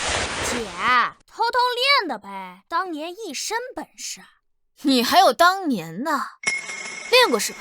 好嘞，你姐呀，刚好也练过，咱们也试试。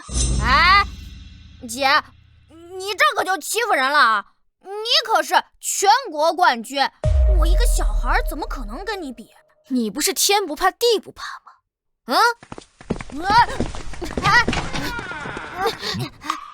哟，忙着呢。那你们先忙。孙叔，你看他打未成年，你也不管管。哎呀，抓起来！小吴啊，我得说你2句，这里是警署。孙队，他太不知道危险了。要打，回家打呀。哦，是，吴楠，我回家再打你啊。哎呀，姐，哎，行了啊，说正事吧啊。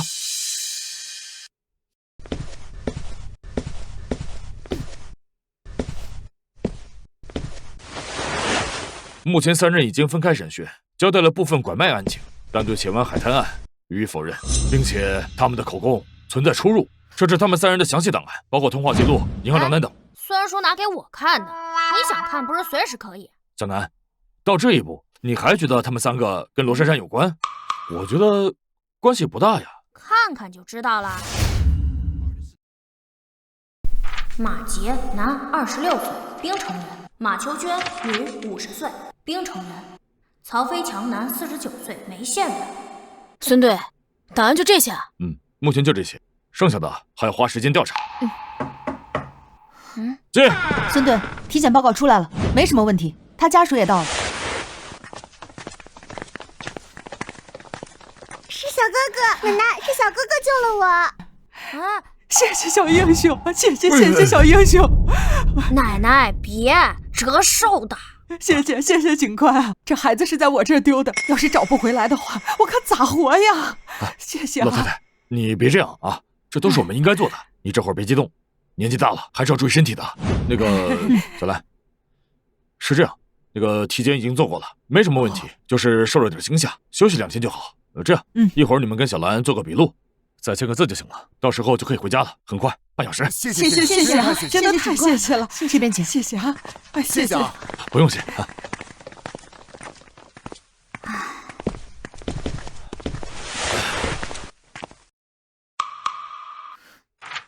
这人都走了，你看什么呢？他们找到自己的女儿，好开心。这找回来当然，可罗珊珊再也回不来了。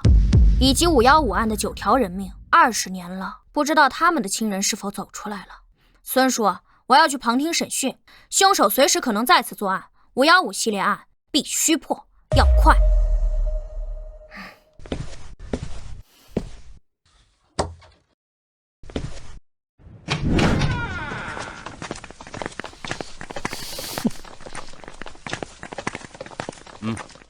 马所长，你怎么过来了？人是我辖区丢的，听说抓回来了，过来看看。南哥，小吕，你叫我什么？小吕，你叫我什么？叫我呢？啊，称呼罢了，只是个名而已。但看起来你不是很服啊。我找人打听过你，你似乎有超忆症，笔记忆力没人能比得过你，但也仅限如此。要想在审讯中抓捕嫌疑人的破绽，需要系统学习，而你肯定不如我。第一，我没有超忆症，那是我的个人能力。第二，打听我，看来你找错人了呀。哎，对了，孙队，你怎么没参加审讯呢？我白天不在，刚从省府回来，具体情况不了解，就不参加了。哦，署长，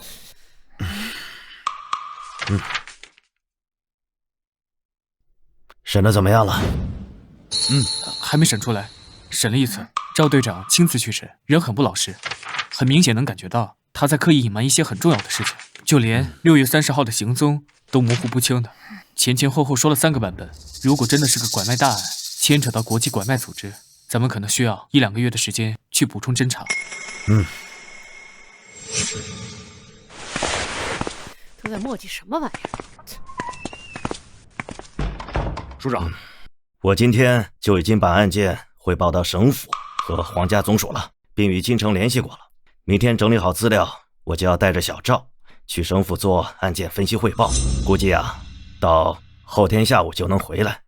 到时候专案组暂时由你来负责，京城的人后天就能到，你要做好接待工作啊。是。还有啊，小赵今年过年前就要提副局了，之后全面主持行政工作，不可能总跑一线的。论资历，论能力，老钱已经病退了，总队长的位置啊，非你莫属啊。老孙啊，以后好好收收你的脾气啊。是。你现在还能坐在这儿，真要告诉你证据是什么，你就来不及了。你之前也说了，你想起来了，7月2号你回的滨城，高速还是走的下路？高速。那为什么你绑定的 ETC 没有交费记录？我交的现金，警官大哥。交什么现金呢？ETC 是自动扣款的。我可能是记错了，那天我们走的是下边的。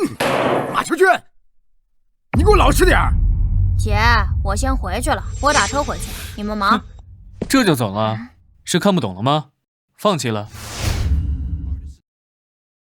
审讯是要看专业能力的，看不懂也没关系啊。他呀，与浅湾海滩案无关，我还看什么？无关？你现在就断言无关？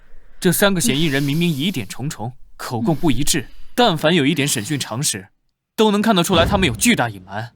他们当然有巨大隐瞒。小南，你是有什么发现吗？也不算发现吧，就是啊，拐卖案比设想的更大。结合目前种种线索，他们不是与国际犯罪组织有关系，就是国际犯罪组织的成员。整个组织的拐卖网络覆盖东南亚多国，他们要隐瞒的事可多了。这个案子呀，要查很久，查到后面不是市级警方能处理的，甚至要跟国际刑警合作，半年、1年，甚至好几年。总之啊，就是与浅湾海滩案无关。至于我为什么笃定他们，我发现了什么，我是怎么推断的，我没有义务来教你，你爱信不信，不信自己去查。我是没兴趣了，祝你好运，走了。哎，小吴啊，让人开车送送小南，别让他自己打车走了。好。啊，对了，楚伯伯，夫妻俩应该还有儿子，在国外已成年，应该也是国际犯罪组织的成员，这就是他们为什么要死扛着的原因之一。另外，3人中主犯是马秋娟。好，路上小心啊。唉，审了1个晚上，嘴巴真的硬。不过现在也急不得，还是515系列案比较重要。那个拐卖案给中2组了。姐，515档案什么时候过来呀？明天早上吧。不过你怎么会认为他们跟515系列案没有关系呢？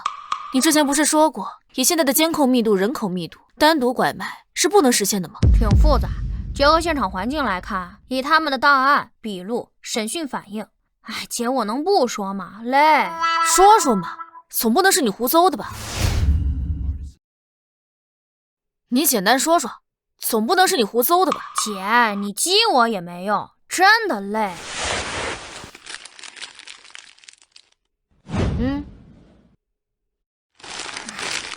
行吧，那其他不说，就说作为国际犯罪组织的底层办事人员，就不结私货的，无论自己拐了什么，一定是送给上级，所以他们牵扯的越大，与515案的关系反而越小。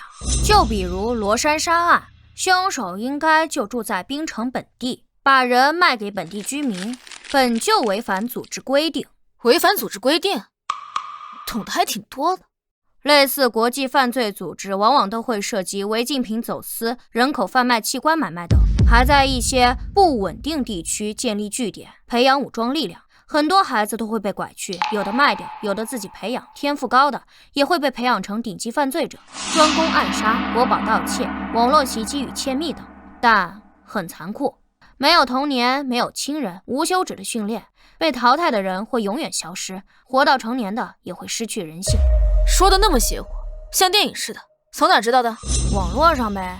好了，不听你胡诌了，我得去睡一觉，下午还得去走访排查呢。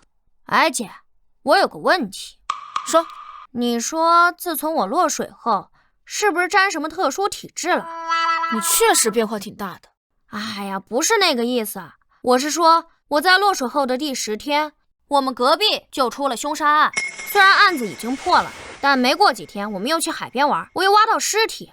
你是吴楠，不是柯南，不要胡思乱想。我睡觉了，自己玩。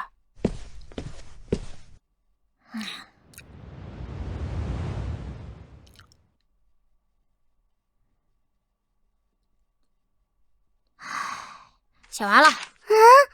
小南哥哥，你写这么快啊？太简单了。那小南哥哥，你要去警署？不去，今天档案还没到，今天没我的事儿。那小南哥哥，小磊，你还有这种衣服吗？衣服？什么衣服啊？就你身上穿的这种。有是有。借我。啊？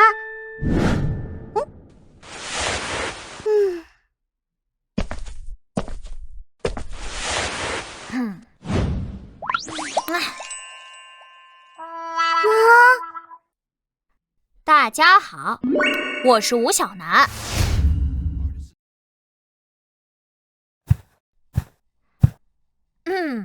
大家好，我是吴小楠。我叫吴小楠。吴小楠。小南哥哥，你好奇怪啊！哎，少废话，你以为我愿意呀？那你干嘛穿成这样？人家是有原因的。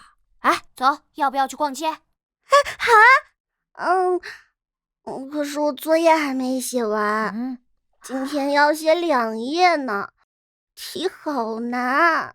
哎呀，放心吧，多简单，回来我教你，走。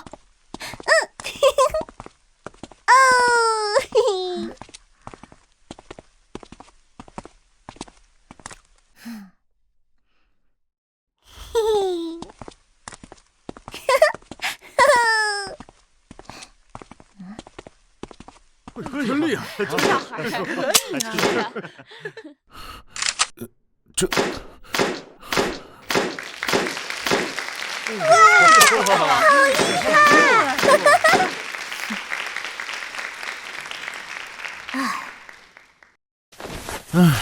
好厉害！厉害啊！以后别来了。谢谢小南哥哥。哥哥啊？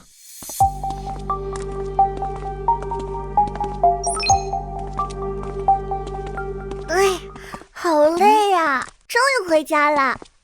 要不要帮你拿会儿？不要，我的了。小南哥哥，不许往回要哦。那么喜欢娃娃，下次多给你弄几个。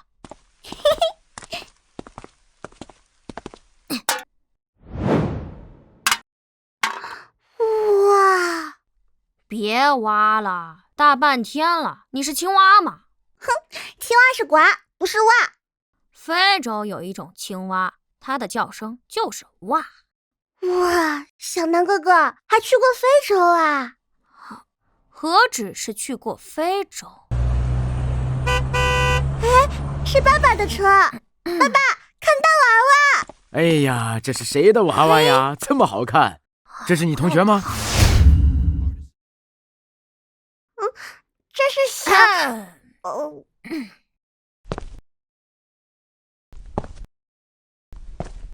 小南。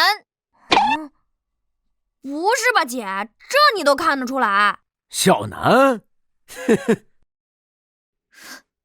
我可是你亲姐姐，你怎么样我看不出来啊？不过我们家基因还挺好的，扮成女孩子还挺好看。你们俩去哪儿玩了？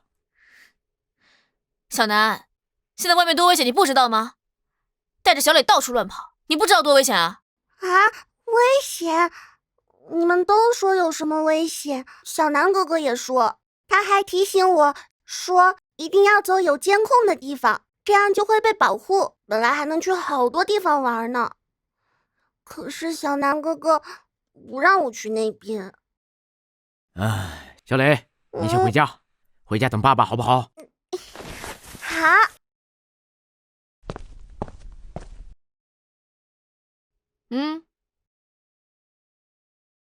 姐，你不是加班吗？怎么突然回来了？我这不档案没带。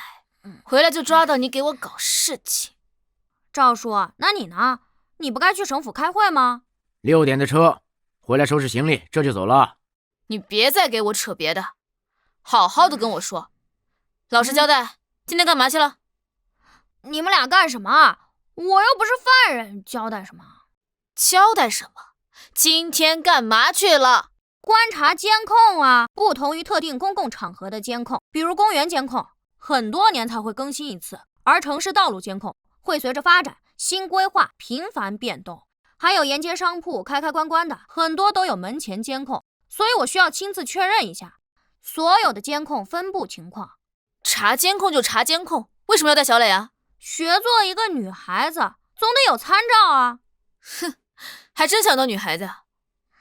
不对，小南你……我是尔，我一定会抓到他。无论谁做的，我一定会找到你。小南你……小南，你着什么急呀？京城的档案还没过来，你到时候看一眼，可能直接就找到证据了。你这种方法……赵叔，时间不等人。距离6月30日已经过去1个多月，凶手时隔20年再次作案，极有可能是不会停的。他随时都会作案，是随时。小南，我警告你，你不能这样。小南，你这个计划绝对不行，无论是从道德上还是法理上都行不通。我刚刚话还没说完，其实我的计划，我一定会抓到他，且一定不会有危险。你很聪明。也很勇敢，但是不行，绝对不行。那我换个计划。你换什么计划？你们都不同意，我只能换计划了。你不许有计划，听从组织安排，不许胡来啊！哎呦，不会啦，某人已经要用眼神吃了我了。我哪敢啊！走了。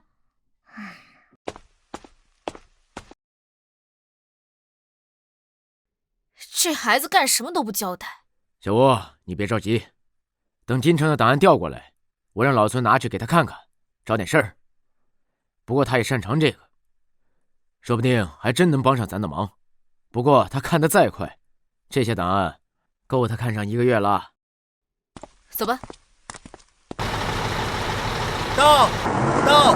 到，停！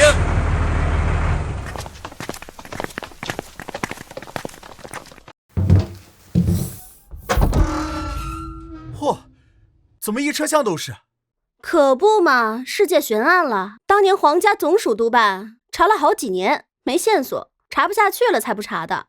这里面光是各种笔录就有数万份。怎么档案到了，人没到？分开走的。现在他们去高铁站接人了。哦，别聊了，快搬吧。黄董长，这边请。这案子前后查了3年多了。这是我的一个心结呀，20多年了，我总会梦到。怪不得您会亲自过来。档案接收没问题吧？我本想亲自押车过来，他们说太久，怕我熬不住，把我给拦下来了。黄董长，您放心，我们这边会尽快处理。这里怎么还有孩子？这是谁家孩子乱动的啊？你们边城市怎么管理清楚的？黄董长，您误会了。你他妈还反！你要跟我动手吗？臭小子，我黄董长，别！你跟他计较什么？你听我解释，我今天就要！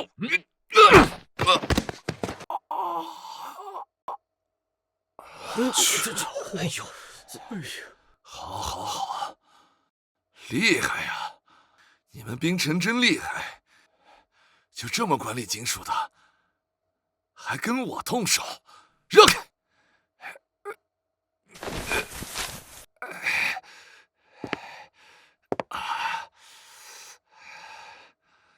孙猛是吧？你等着，我倒要看看你在这儿有多大能耐！无法无天，简直无法无天！庞董长，再怎么样，你也不能跟孩子动手啊！你说我跟孩子动手，你说我跟他动手，我想把他拎起来。这其中有误会。没什么误会。行，你们真行，等着吧。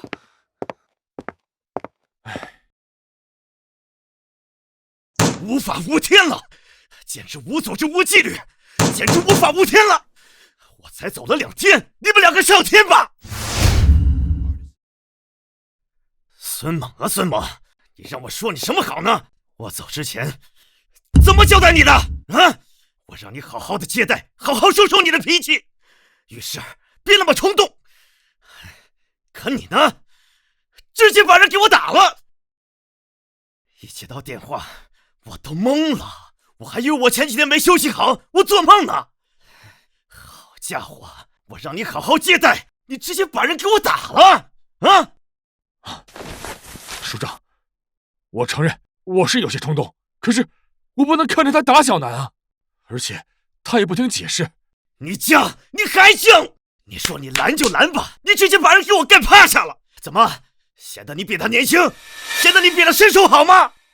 是我冲动了，我会停止检查。你当然要停止，你不仅要停止，你还要撤职。我告诉你，总队长的位置，之后几年你想都不要想，这还是最轻的。你有没有考虑过这事情有多恶劣吗？我知道。你知道你还动手？楚伯伯，真的要撤孙叔职吗？现在是办案关键期，这也不能全怪他，他也是为了保护我。臭小子，我说他没说你是吧？啊，你，哎呀，你以为你年纪小我就不说你了吗？你说你动什么手啊？你有没有为你姐考虑过？无论我怎么对外解释，对其他人来讲，你都是以吴心言家属的身份才能进的警署啊。是没人能给你处分，可是你姐呢？你以为你姐就没处分了吗？不是啊，他冲过来，我那是应激反应，而且我踢的是凳子，谁知道他那么激动。哎，都说孙叔脾气急，当初也没那样。20年呢！515案像噩梦一样缠着庞海20年。哎呀，让我缓一下，我真是被你们俩气死了。庞海当年30出头，他就已经是新城刑侦总队的总队长了。虽然说是个小地方，但是也说明他极其有能力。515系列案的前2年，都是他带着专案组调查，哪怕之后皇家总署督办，抽调了不少的专家，重组专案组，他也是副组长，核心骨干呐。他可是全程参与了整个系列案的全部调查过程。那几年调查出了不少事，有人直接转业，有人犯了错，那可不只是庞海的心结呀。我最近跟金宁省府沟通了一下，听说了不少事儿。本来呀，是不需要他亲自过来的，应该是京城市警署派人就行了。而庞海已经做到了省府警视厅的副总长的位置，是他主动要求亲自带队过来的。刚到啊，好家伙，他就看到一个小孩在那乱翻档案，你们跟我说他能不急吗？署长，我再去跟庞董长道歉。这是道歉能解决的问题吗？5天。什么5天？我5天内破案，能先别撤孙叔还有我姐的职吗？我只要5天时间。5天？你开什么玩笑呢？小南，我知道你具备了一些常人所不具备的能力，但是5天呢？你看档案都不够啊，平常人看几个月要，你最快也得要1个月啊，这还仅仅只是看档案。就5天，楚伯伯，我认真的。小南，别闹，你现在让署长私保我，为了破案，那万一要是案子没破呢？那不成署长包庇我了吗？会牵连你楚伯伯的。少拿话在这点我呢，我算看明白了，你们俩呀，我都这把年纪了，位置已经做到头了，过几年也该退休了，我怕什么？但是啊，小南啊，5天，就5天。你知道当年前后参与调查那个案件的警员足有数千呢，查了3、4年都没有结果呀。小南，你凭什么？情况不一样了吗？有什么不一样？有新案子了。新案件可没有太多的线索。虽然新线索不多，但推理空间不同了呀，其他可能性大幅度减少。什么意思？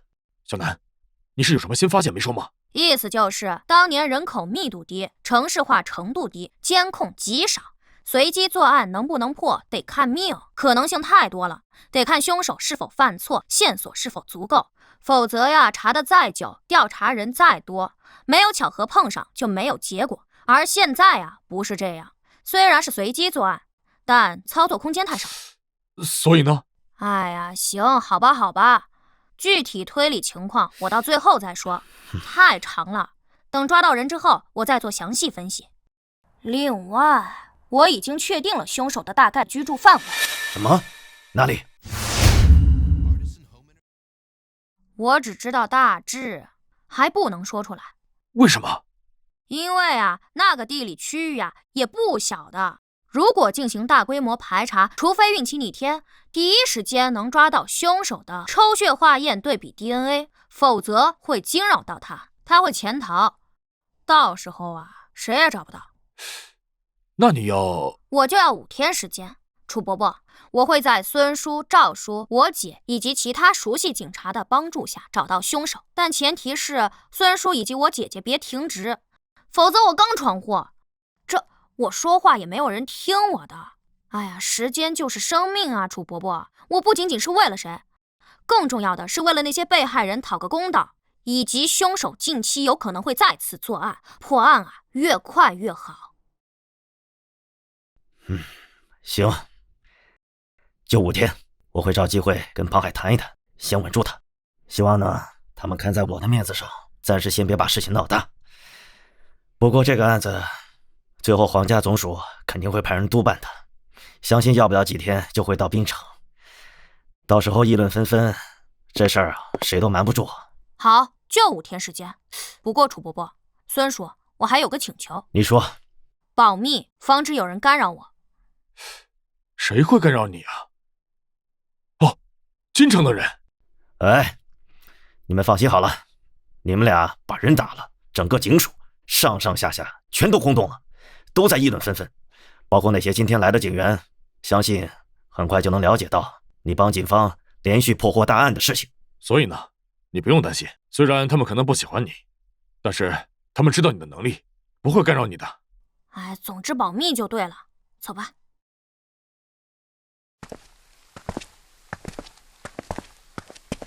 孙叔，我可是害了你啊！哼，你少来，我孙猛做的事儿啊，从来不后悔。哎，也是啊，今天要不是亏了你，我肯定闯大祸了。你还能把他怎么样啊？哎，反正啊，我是做好心理准备了。但是署长那边本来说他要在署长位置上退下来，可是按照他的实际年龄，在退休之前还能动一动。他要是落下个包庇的责任，哎，我也好，老赵也好，都是他一手提拔上来的。虽然他平时总是骂我，但是还是挺护犊子的。哎，放心吧，孙叔，我一定会找到凶手的。先走啦。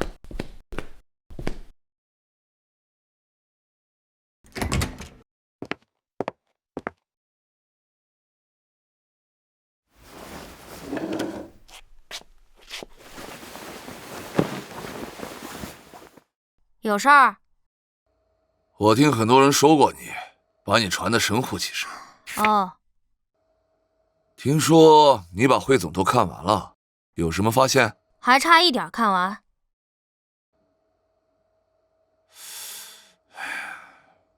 算了，我也是病急乱投医，20年的悬案，我竟指望一个孩子破案。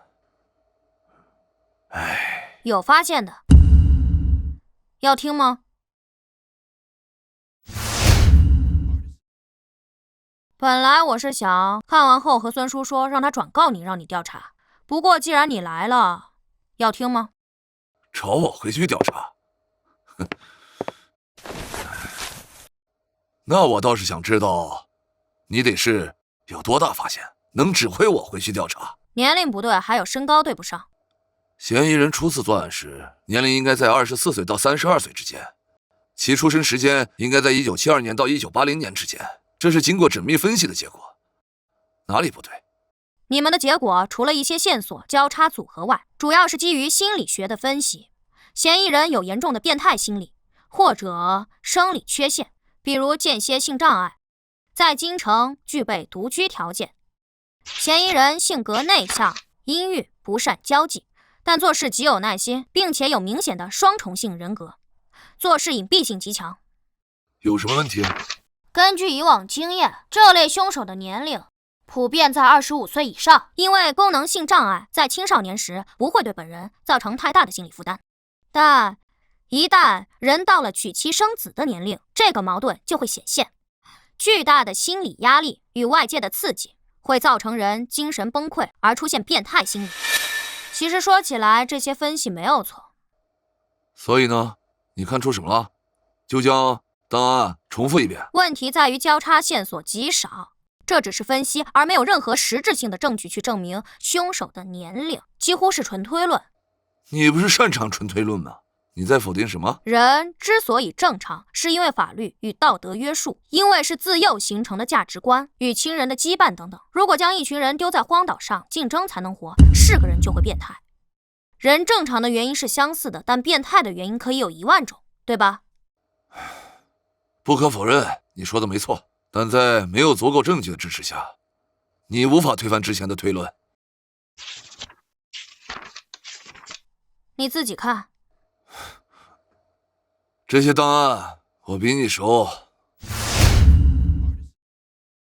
这些都是关于嫌疑人身高的部分。对，不再详细看看，我已经提醒你了，说不定你也会发现。我说了，这些我比你熟。嫌疑人最终的身高论证在1.65米到1.75米之间，相差10厘米，相差太大。那你知不知道啊？在刑事侦查中，线索不足、不准确，嫌疑人身高误差往往都在3到10厘米之间，这是没有办法的。你感觉有问题？没问题，最终论证结果一点问题都没有。以那个时代的刑侦技术与时代条件，这么大范围是没办法，没有更精确的线索。那你瞎说什么？你也没传闻的那么神啊。要不我再给你念一遍吧？不需要，我看过，我记得，直接口述就行。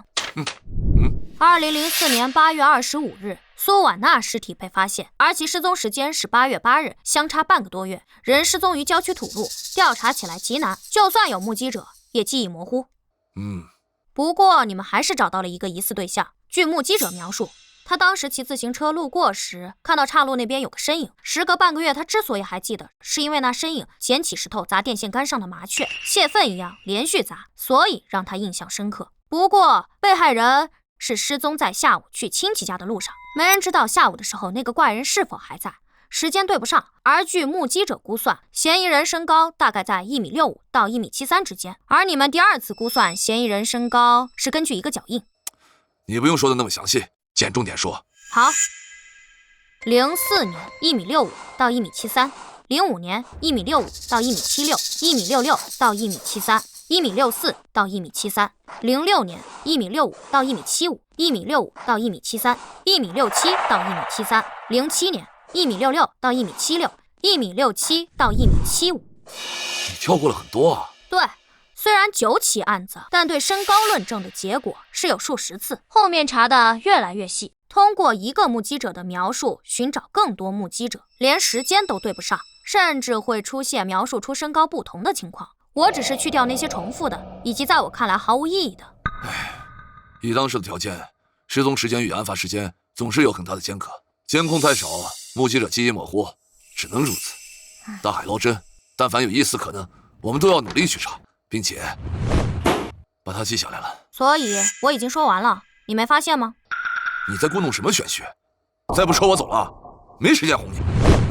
04年1.65米，05年虽然有更低的身高判断，但1.66米的身高判断是首次出现。06年虽然也有更低身高判断，但1.67米作为最低身高也是首次出现。你不觉得他在长高吗？我知道你们在估算身高时会考虑很多情况，比如鞋底厚度无法判断，2厘米、3厘米都有可能，还有发型高度、有没有戴帽子以及参照物高度等等。再加上当时土路居多，凹凸站的位置不同，会形成视觉差，这也是估算范围会很大的原因，上下都会多加减1-2厘米做余量。可就是在这种情况下，嫌疑人在05年依旧出现了1.66米的最低数据，06年1.67米，也就是06年的最初数据，最低身高是1.69米。假设他鞋底偏厚，才减到1.67米。你不用再说了，我知道你要说什么。你的意思是，他作案时还是青少年，所以你认为当年专案组对其25岁以上的论断是错的？差不多。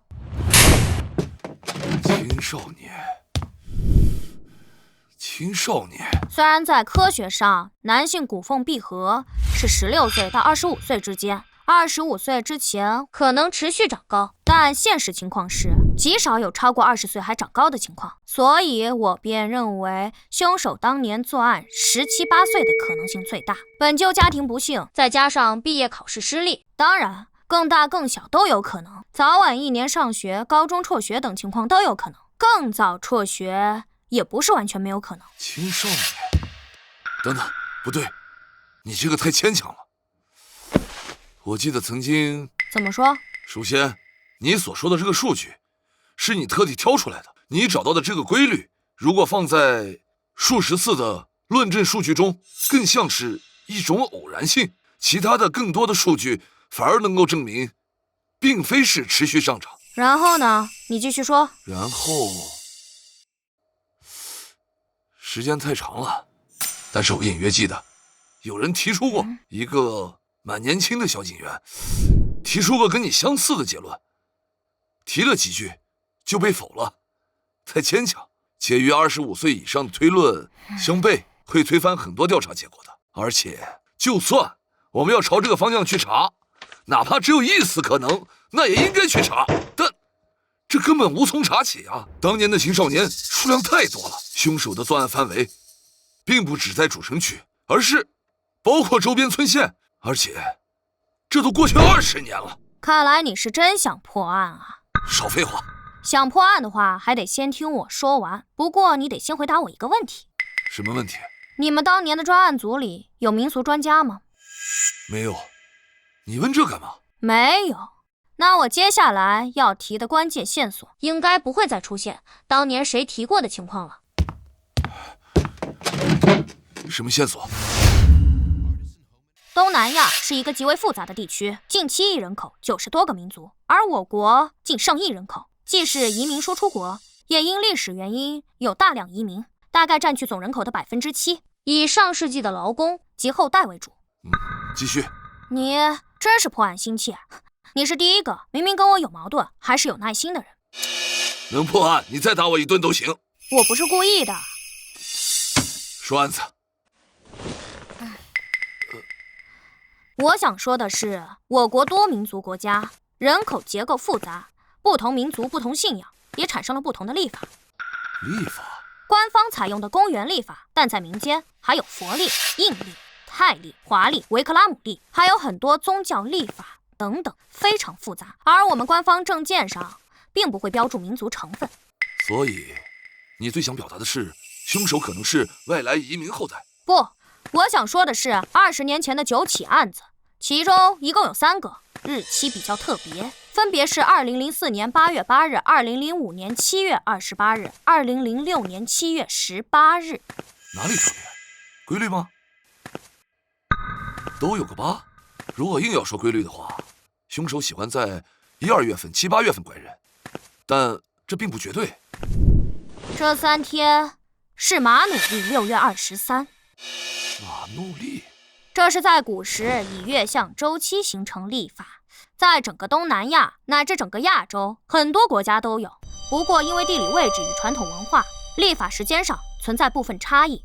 而在国际翻译上，这个历法它有一个统称，叫做传统阴历。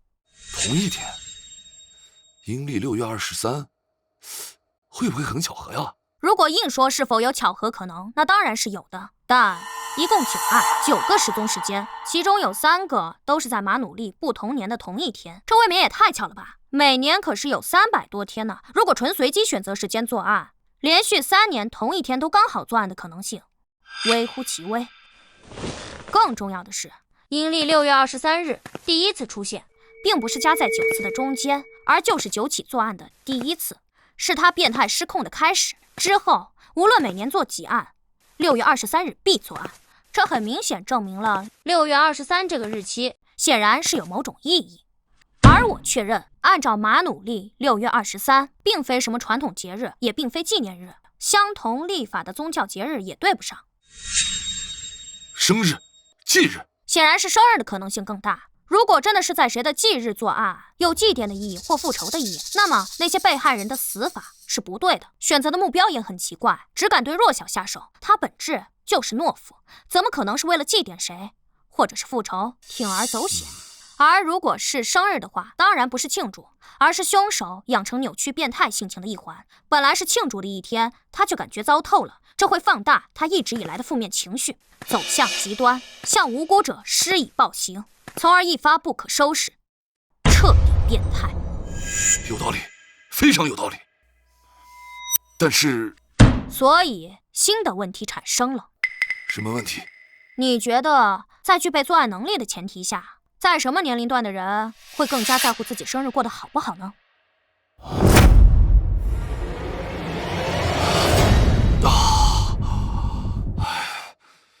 青少年，极其敏感的时期。操，他是青少年，天才，你他妈就是个天才！青少年，你说身高的问题，就是为了这个？是啊，其实我在刚看他几十组身高论证结果的时候，有很多结果。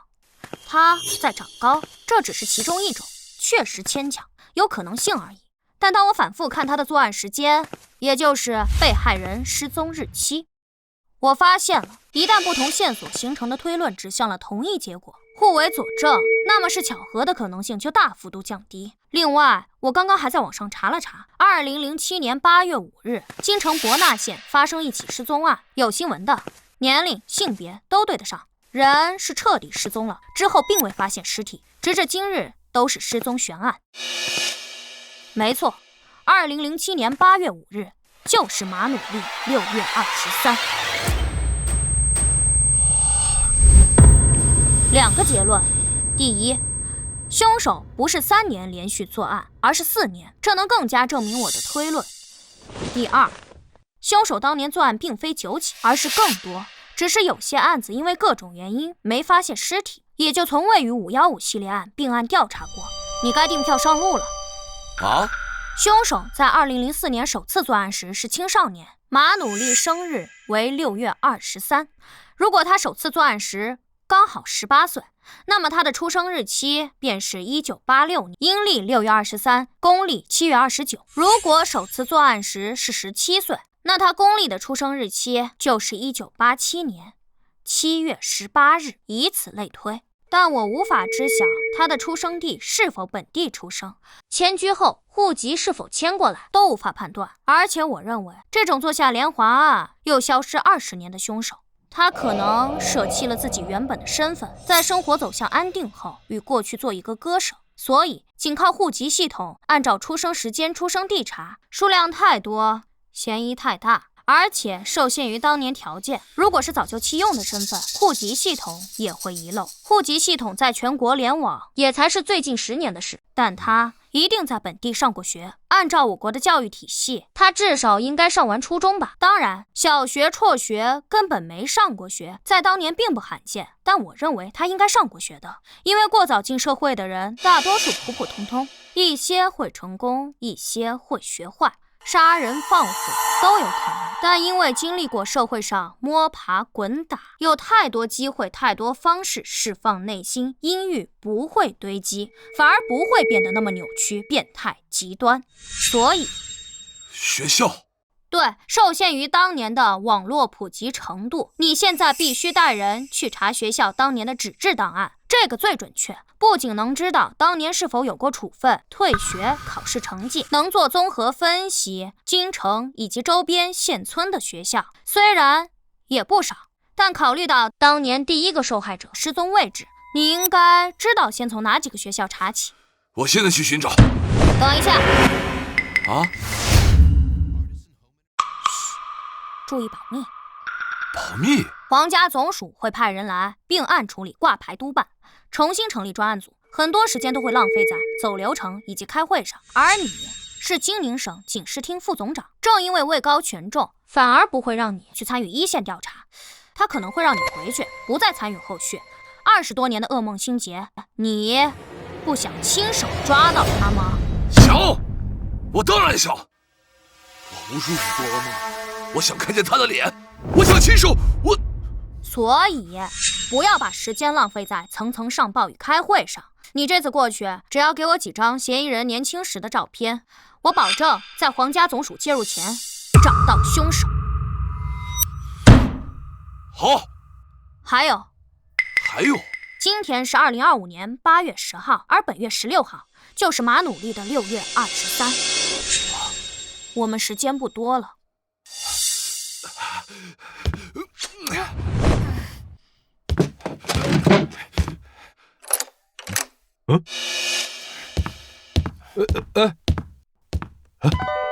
小南，他没找你麻烦吧？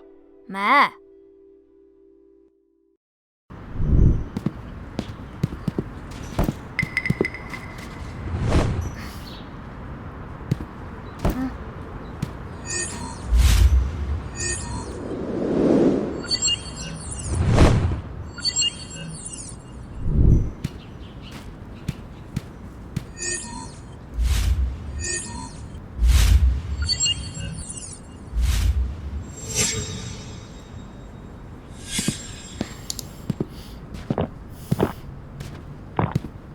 这附近能避开所有监控的路线，应该只有2条。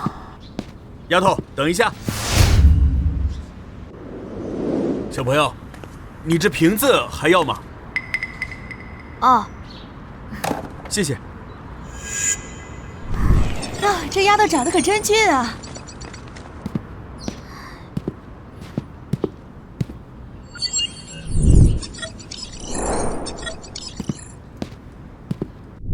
姐，排查的怎么样了？那天学校放假，好多家长来接触校生，所以那个监控里人很多，车很多，看不到什么。你今天怎么没去署里啊？你们都没去，我一个人去干嘛？你还知道不好啊？怎么，我们小神探现在不查案了？怕案情难度太高，破不了案，丢人吗？姐，打击我是你的乐趣吗？我真的不是打击你。是因为按过往的经验来看，没人能100%破案，也不是什么案子都必然能破，只能尽人事听天命。经历了这种事情越来越多，挫折也会越来越多。你看，就像515系列案，当年可是几千几百号警察在查，那个笔录都有几万多份，不还是最后破不了？我只是希望你压力不要太大。其实你不继续参加也好，那些档案够你看几个月的，但是也过不了多久。皇家总署会来人，到时候不只是你，我，还有你孙叔，都会因为犯了错误靠边站了。唉，姐，你怎么不骂我呀？骂你干嘛？我连累孙叔了呗。你说的什么话？明明是你被欺负了，我们为什么要怪你？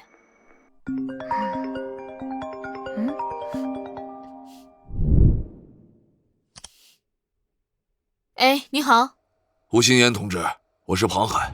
啊，庞所长，你好，不好意思啊，上次的事情我替我弟弟再次向您道个歉。不必了，他电话多少？我这儿没有他联系方式。庞总长，事情那么严重吗？别跟他计较吧。我并没有计较，是关于案子，我要跟他对一下情况。你要跟他对案子？啊，那你等会儿，他在我旁边。找你的。我是吴楠，你说。好，时间来得及，辛苦了。好，我电话是，有情况随时打给我。那行，先这样啊。好。吴楠，老实交代。交代什么呀？你跟庞总长对案子？哎，讨论讨论呗。姐，我已经和庞总长和解了。还和解？人都被你气走了。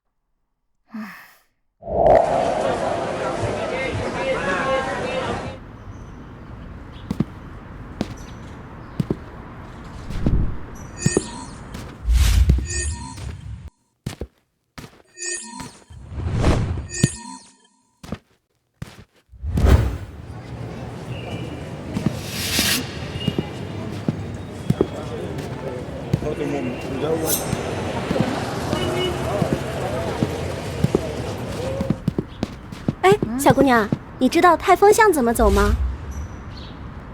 那边右转，第3个口就是泰丰巷，有牌子的。好，谢谢。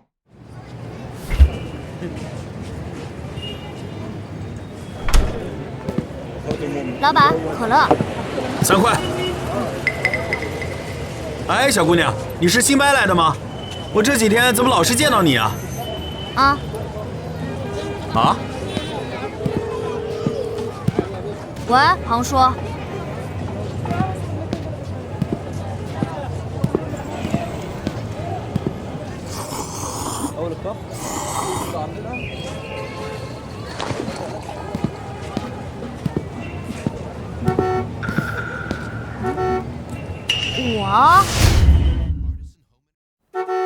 我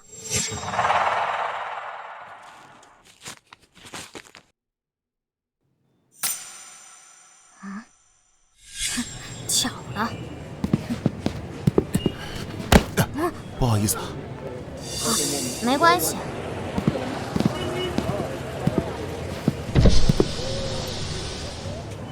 小姑娘，你一个人吗？怎么也不说话？别一个人在外面跑，赶紧回家。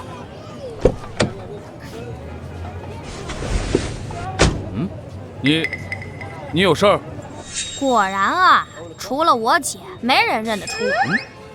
你吴楠，你穿成这样干嘛？破案呗。破案？你这样做，你姐知道吗？赵队知道吗？他们当然不知道。你知不知道这样做有多危险？当然不危险，但我暂时不想解释为什么不危险。总之，你能别在这附近转悠。就算你开的是私家车，人家未必知道你的车牌号，但也肯定认识你的人。你影响到我了。我这是……我知道你在巡逻，你放不下心，你怕再出事。唉，你是个好警察。你那天给受害人家属打电话，我看到了。我女儿也走失过。哦，那只是个意外，但很快就找到了。但我特别理解他们的心情。与女儿关系缓和了吗？好多了。我找人详细打听了，也听说你最近的事。你确实是有本事，以前是我小看你了，但我还是会把情况告诉赵队和你姐，不可能让你再以这种方式查下去。大海捞针，毫无意义，且危险。并非大海捞针，你不理解我很正常。在我做汇报前，没人会理解我。有些异想天开了。我现在至少锁定了10几个疑似嫌疑人。谁？急什么？我抓他只有1次机会，这个凶手太重要，一旦抓错了，把真正的凶手惊走离开本市，恐怕就再也找不到了。所以我还需要等一等。你唬我的吧？牛皮吹上天了，就是不想我举报你。喂，庞叔。这次只有3张照片，还有档案，你看一下。好。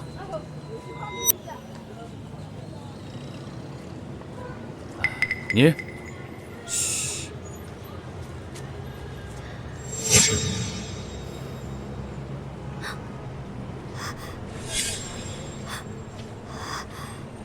找到你了。谁？凶手。凶手？谁？看你又急。虽然我现在只有90%把握确定是他，但并非绝对。这世界上长得像的人是有很多的，更何况20多年的容貌变化会很大。我说了，我抓他只有1次机会，我需要抹掉任何不确定性。什么长得像？什么20年？唉，安了，他至少在8月16号再次作案前，他不会离开槟城。什么？8月16号还要再次作案？你怎么知道？唉。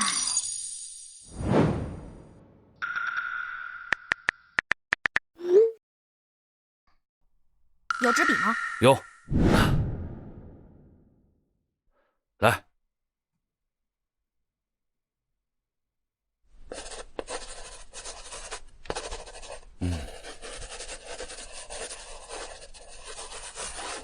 你到底……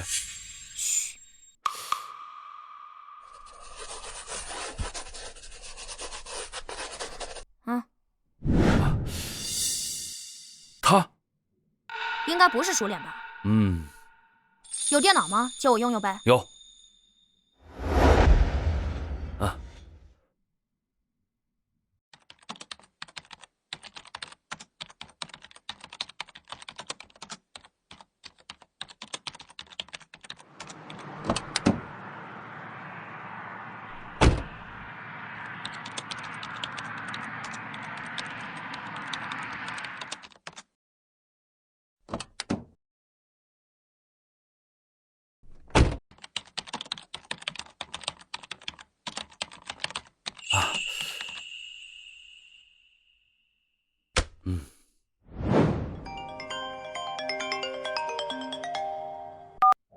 喂，庞叔，回来了没啊？再有几分钟，高铁进站。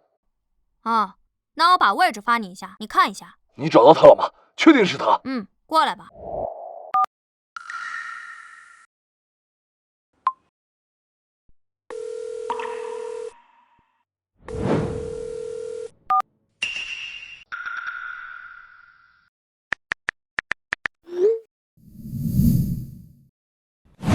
简直是无组织无纪律！那个什么孙猛，他人呢？我让他回家反省了。你们滨城这是在搞什么？这可是世纪悬案，添一个孩子的就能破案，还把人给打了。金宁省的电话都打到总部了，你们知道这是什么概念吗？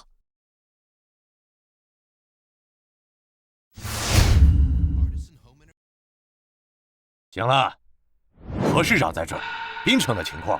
事实没有调查清楚之前，还轮不到你在这儿说三道四。何市长、楚署长，滨城的问题，我相信你们一定不会徇私，该怎么处置就怎么处置。咱们还是继续开会，还是破案要紧呐。好，何市长，那我们周末还年轻，他不是冲你的。你们滨城这是在搞什么？别往心里去。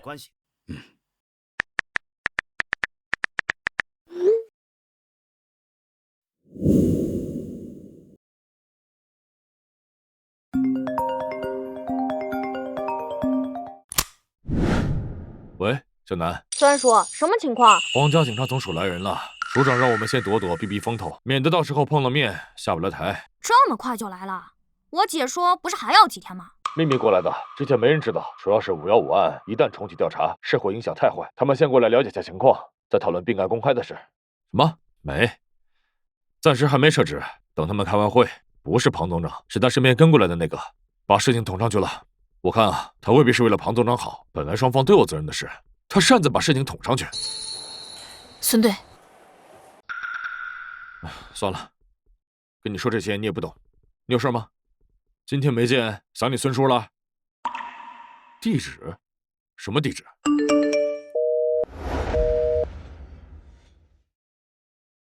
小南这什么意思？这他也没说清楚啊。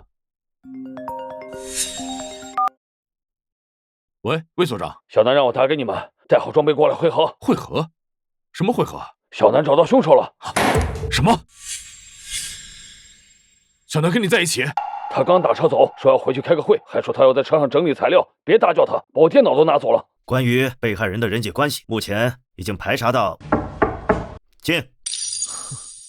这么重要的会议，一点规矩都没有。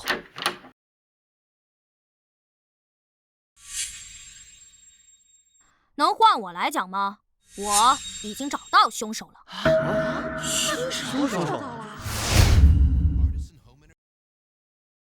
小南，哪个案子的凶手？小南，你别。805浅湾海滩腐尸案以及515系列案的凶手潜逃20多年，前后共害15人，我找到了。荒唐，连受害人数都搞不清楚。你们滨城，哎，大家坐，大家坐啊。小南，何伯伯，不信我？这不是伯伯信不信你，而是今天的场合非常重要。如果你包含我的私人调查，没人能说清楚情况。小南呐，伯伯就问你一句话：是纯推断，还是有确凿的证据？有证据，万分确凿。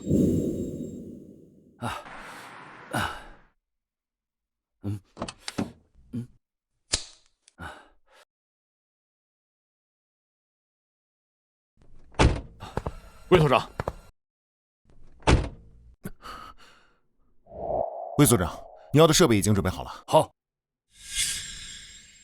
庞总长，庞总长，庞总长，什么情况？小南呢？小南回去开会了，具体情况他让我。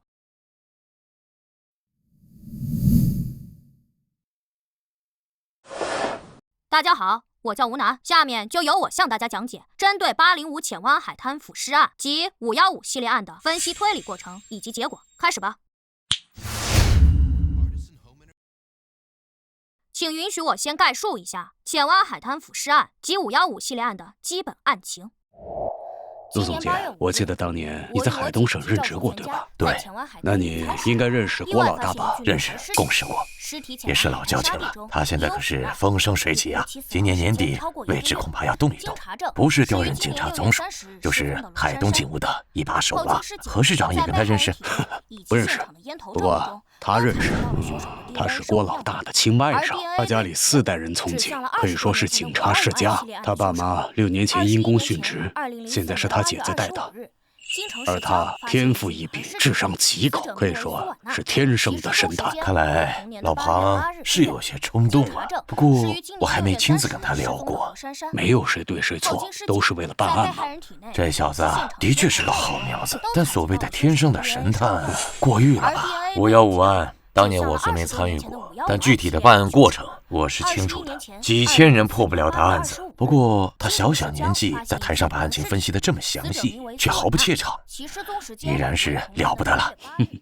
看吧。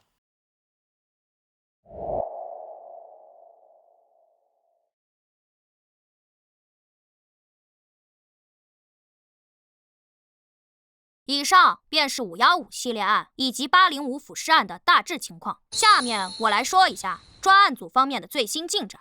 大致情况就是这样，我现在也可以排除犯罪嫌疑人在店里的可能性。连续多日下午关店，嫌疑人就住在里面，我没敢靠得太近，防止嫌疑人突然下楼注意到咱们。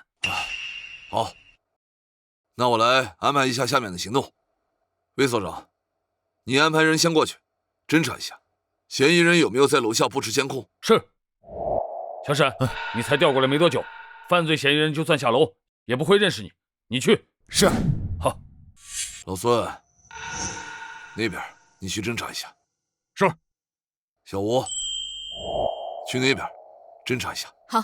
我们有7个人，没问题了。小南还有什么安排吗？啊，小南说抓捕行动开始前他会联系我们。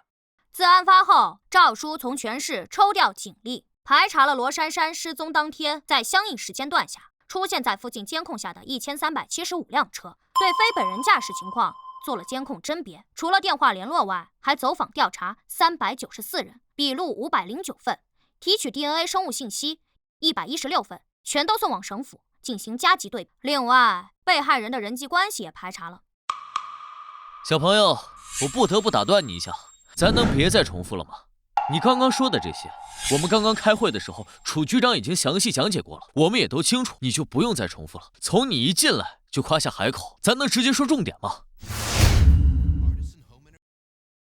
想要说出问题，就得先说明问题本身。我跳着说，我怕你听不懂，你别打断我。你回到案子 ，OK。既然你们已经了解了案情进展，那我就换个角度。其实从一开始我就不认为凶手是驾车作案，也不认为是被害人某个亲属的蓄谋作案，也更不可能是某个学生、家长、教职人员作案。预谋作案的可能性极低。先说预谋案的可能性，分为2种情况。第一种，凶手认识被害者，打算趁着放学混乱时将人拐走。第二种，凶手不认识被害者，打算趁着放学混乱时绑架非指定目标，刚好选中了被害人。然而结合凶手过往作案习惯以及6月30日当天下午的情况，无论是哪种情况都不成立。太绝对了吧？放学混乱是因为当天放暑假导致的，人多车多意味着人多眼杂，甚至发生了大拥堵。附近多个路口有交警现场指挥。在这种情况下，我认为无论是拐卖者也好，绑架勒索者也好，亦或者本案凶手，选择谋划当天作案的可能性极低，其风险过高。基于这一点，凶手驾车作案的可能性也极低。首先是大拥堵，短时间走不掉不说，他的作案行为很可能被某个行车记录仪拍下来。其次是现场路况，车是无法开进附近巷子的，如果想要离开现场，必然经过某个主路口监控。而凶手既然是515系列案的凶手，那他就应该知道警方对他的侦查力度。凶手当年连续作案10多起，依旧逍遥法外。我必须假定他拥有极高的反侦查能力。我能想到的，他一定会想到，他不会给自己留下那么多的破绽。确实有点道理。那你又怎么确定凶手非其他同学家长或者教职人员呢？这未免太绝对了吧？因为凶手大胆。大胆？凶手处理尸体的方式是埋在浅湾海滩的岸边，那可不是什么荒郊野岭。凶手并未毁尸灭迹，甚至留下了自己的 DNA 生物样本，包括那颗烟头里。他等待着尸体被人发现，他在挑衅警方。而我刚刚说过，作为515系列案的凶手，他不可能不知道警察对他的调查力度。而随着时间推移，案子会闹大，会轰动全国，会有数以万计的人被做 DNA 对比，包括所有年龄合适、具备作案时间的男性家长以及教职人员。案子拖越久，调查力度越大，没有人能逃过，一如当年。所以，如果凶手是与被害人存在某种直接、间接关系的人，那他应该选择毁尸灭迹才对。可他没有，更不可能会被专案组拿到 DNA 样本。可我们偏偏找到了。你听得懂我在说什么吧？照你的意思，检察组就不用再查了。排查了那么多人，在你的推理当中，竟然没有一点意义。我有说没有意义吗？有意义，甚至可以说非常重要。不是所有案子都在第一时间找到正确的调查方向。刑事侦查就是要在无数错误可能中寻找最接近真相的结果。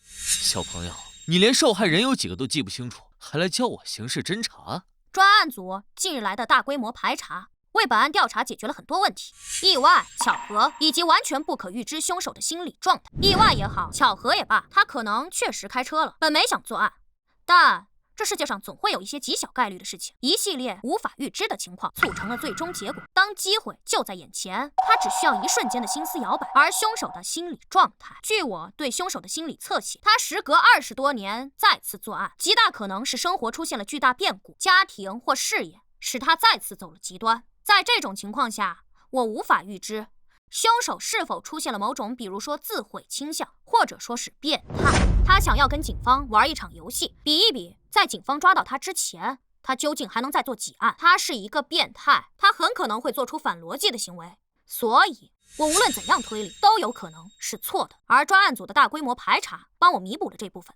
我没有错，那种极小概率的事情并没有发生。他没有开车，他与被害人没有直接间接关系，他依旧对陌生人随机作案。结合现场环境来看，他应该是步行走出巷子，站在巷子里，刚好看见被害人突然有作案的想法，亦或者是被害人主动走入巷子，比如想跟某个同学开个玩笑，躲在巷子里，然后突然跳出来吓人一跳，刚好被巷子里的凶手看到，等等情况。而在案发的第4天，我看到了京城送来的515档案，大概翻了1天，我在其中找到了一个重大调查错误，或者说是新线索。真是够了，错误！你就翻1天，就敢说当年的调查有重大错误？你是神仙吗？1天时间能翻1卡车的档案，简直是胡闹！表舅，就这么让一个孩子在台上胡言乱语，我看滨城是越来越不像话了。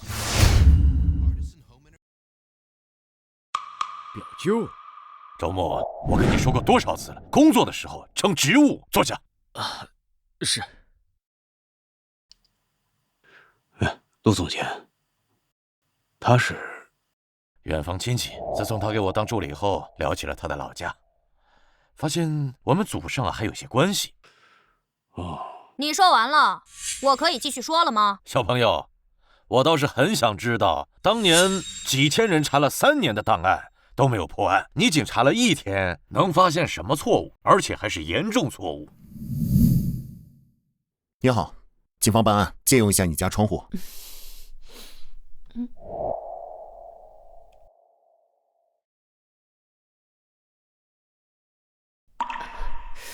警官，对面是有坏人吗？嘘，大爷大娘，你们不用紧张，我们很快就会行动，把坏人抓走。好的。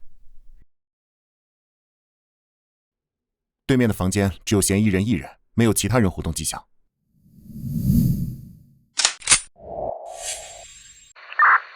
对面的房间只有嫌疑人1人。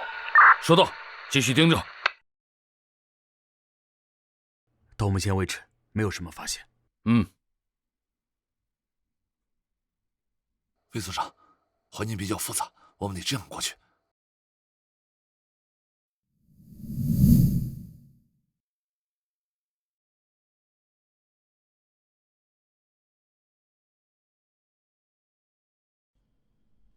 综上所述，凶手疑似在长高。凶手在自己生日当天首次作案，且每年生日皆作案，互为佐证。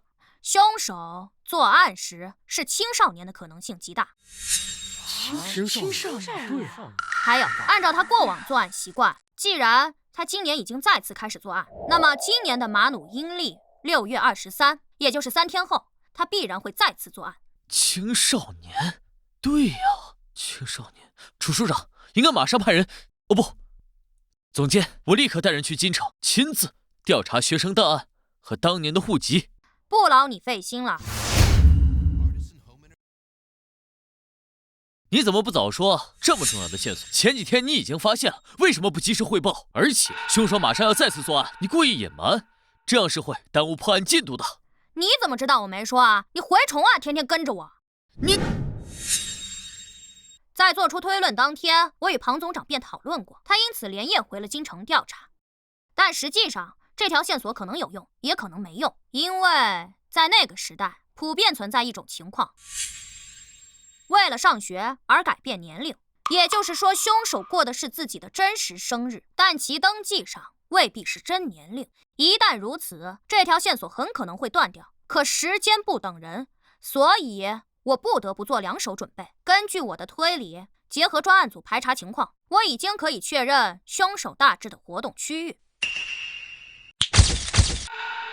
我实地调查过周边监控，包括商店监控。在罗珊珊刚失踪时，辖区警所便走访调查过。而随着尸体被发现，进行了更大范围调查，却没有任何发现。以如今社会的监控密度，他竟能避开所有监控以及目击者，包括附近商店老板、店员、来往客人，他还是不行的。不同于广场、公园、景区等场所，监控设施很多年才会更新一次，而街道、居民区、商铺等监控会受到城市规划的影响、经营情况等影响，经常发生变动。可他完全避开了，这说明他长期在那附近活动，可能是工作原因，他有可能就住在那儿，或两者兼有。他对那儿熟的不能再熟了。而如图所示，我还真找到了2条能够完全避开所有监控以及大部分人的路线。路线有重合，姑且算2条吧。走的不是巷子，是背街。街区极为老旧，多年前就有拆迁传闻，很多人都搬走了，以至于非常冷清。但人再少，哪怕是巷子，长时间徘徊也很可能遇到路人。凶手绝不可能带被害人走太远，这说明他没有在赌，这更加证明了他就住在那儿，或者说是有了落脚点。考虑到6月30日放暑假，学校提前放学，时间与居民上下班买菜时间刚好错开，凶手应该知道在那个时间点很难在巷子里遇到人，所以他才敢突然决定作案。因此结合以上推论，在庞总长回去调查的这几天，我去那附近转了转，这也是我为什么穿成这样的原因。我必须要先声明一下，这部分是我的擅自行动，我并没有提前告知任何人。其次，没有危险。实际上，在最开始时，我确实有冒险的想法，但被阻止了。无论从法律还是道德上来讲，都不该是我去，这一点我很认可。但当我看过515档案后，我改变了主意。既然凶手如此追求仪式感，那么距离他生日太近的时间反而不会有所行动。我的目的是想让凶手注意到我，哪怕只是远远的看我一眼。我这副装扮本就很吸引人，哪怕就算是普通人都会多看我一眼。2个问题，你问。第一个，就算没有危险，那你又怎么保证凶手当天正好会下落，而不是去其他地方？第二个，就算他看到了你，就像你说的，正常人都会多看你一眼，那你又怎么能认出真正的凶手呢？简直是荒谬。第一，专案组在主街那边排查，凶手大概率会关心进度，但他连挑衅警方的事情都做得出来，我不觉得他会躲出去。而且从被害人尸检报告上看，检测到酒精成分，应该是被害前曾被灌过酒，这是515系列案从未出现过的情况。这说明最近他开始喝酒了，或许是近些年的习惯。再考虑到他是遭遇变故才再次开始作案，他甚至已经开始酗酒，而与尸体一同被发现的还有一颗烟头，这说明他既抽烟又喝酒。他总要下楼买吧？刑事侦查不试试怎么知道？更不要说这种极大的可能性。第二，我能记得看到过的任何事、任何人、任何细节。如果一个人频繁多次的看我，哪怕相隔多日，我都会记得。这是我的个人能力，我并不需要向你证明。牛皮吹上天了吗？时间差不多了，那我就加快讲一下。在今天上午，我再次收到了庞总长发来的调查档案，这次一共有3份，其中这一份。这个人就是凶手。凶手？他就是凶手？他是凶手？在京城附近周边地区，同年同月同日生的人有很多，但庞总长的调查是仔细的，在他那一步就为我排除了许多。虽然有的人年龄与生日符合，但长期在其他城市活动，不论是手机号还是信用卡都可以证明其近些年并不住在槟城。还有的上大学的、开公司的、早亡的等等。排除很多后，他前后一共给我发来了8份档案，每一份都有问题。比如这一份，卓磊，男，1986年公历7月29日，阴历6月23，曾就读于京城高级学院。2004年5月26日，因故退学。当年18岁，正在上高3，距离毕业考试只剩下1个月。而他的身份信息到2008年初后再也没有使用过，手机被停机收回，没有购票记录，也没有办理过银行卡。我认为凶手是舍弃了自己过去的身份，通过了一些非法手段获取了新的身份。等等，好烦呀！你刚说这8份档案都有重大嫌疑，那你怎么确认那他就是凶手呢？那你记不记得我才说过？我记得，这是我根据凶手18岁时模拟画出来他如今的相貌，这能让我更好的回忆。考虑到被害人的体重、凶手挖坑埋尸等情况，他身体应该不错，不会太胖。我画的稍微有些发福，也能更好的看出来符合中年人的面部情况。而这个人我曾见过。4天前下午3点半左右，3道巷，我在将瓶子递给环卫工时，他从巷子尽头 T 字路口经过，身穿灰色上衣、绿色长裤，正在打电话，曾看向我。还有3天前10点17分左右，他正在九干街正恒五金店门前正在抽烟，并看向我。还有今天上午南道街街角的炸鸡店，我才吃完饭出门，他与我擦肩而过，撞了我一下。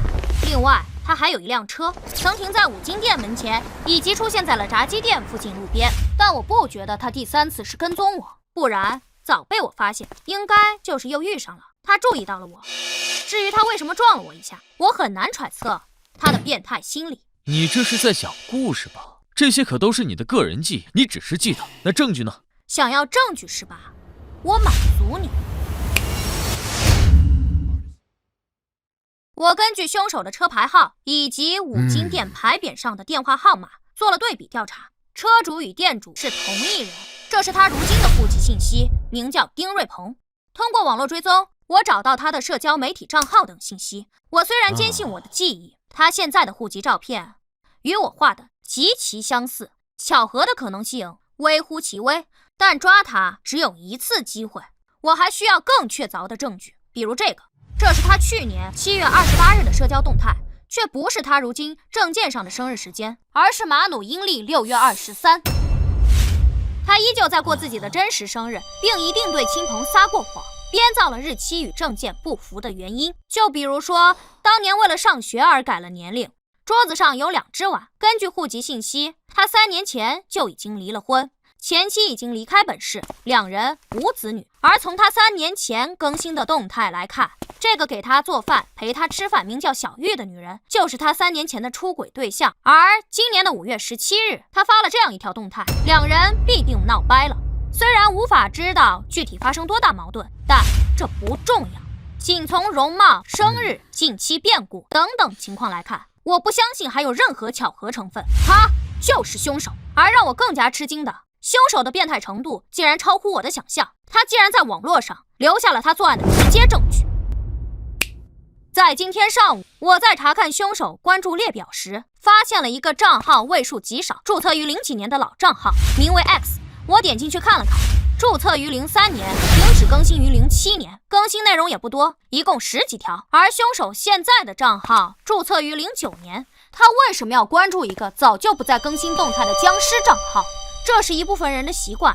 当一个人持有多个同平台账号时，为了怕忘记老账号以及小号的登录信息，所以选择自己关注自己。而我当时便认为，这个账号就是他当时学生时代的号。我通过了一些技术手段登录上了这个账号，在里面找到了一个隐藏的私密相册，包括他今年6月初上传的罗珊珊在内，一共14名被害人被害过程的照片，被害人一共15个。2004年第一案的被害人照片并不在其中，这应当是他首次作案时还没有具备拍照功能的手机和相机，第一次是在极端情绪下作案，而之后他特意去购买有拍照功能的手机相机，为第2案做了准备。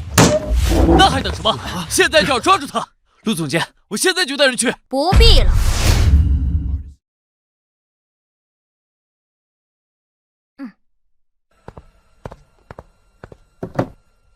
专案组已经在行动，滨城刑侦总队刑警吴新言，重案一组组长、副总队长孙猛，滨城三龙警所所长魏庆年，金宁省警视厅副总长庞海，以及多名三龙警所警员已将嫌疑人住所包围，即将采取抓捕行动。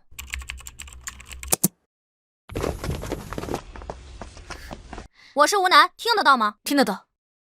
赵叔。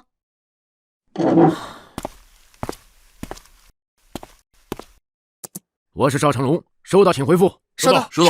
现场情况如何？已经勘察周边地形，并且向社区了解过他的近期情况，封锁了2个路口，对嫌疑人房间进行了隔窗侦查。目前只观察到嫌疑人1个，未发现其他人员存在，无法确定嫌疑人是否持有武器，随时可以开始抓捕行动。行动。是。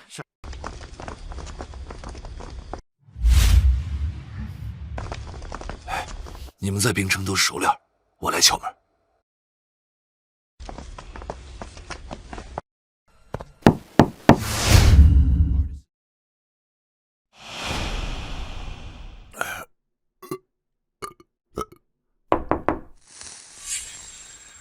谁啊？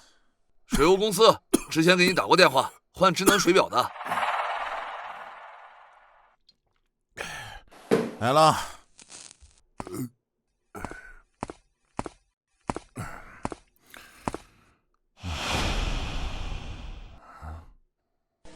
你好，麻烦开下门。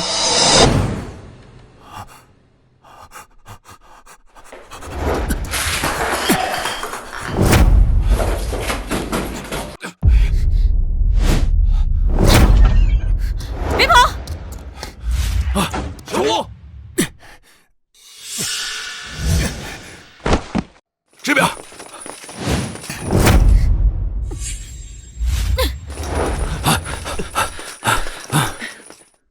还跑吗？想死的都给我滚开！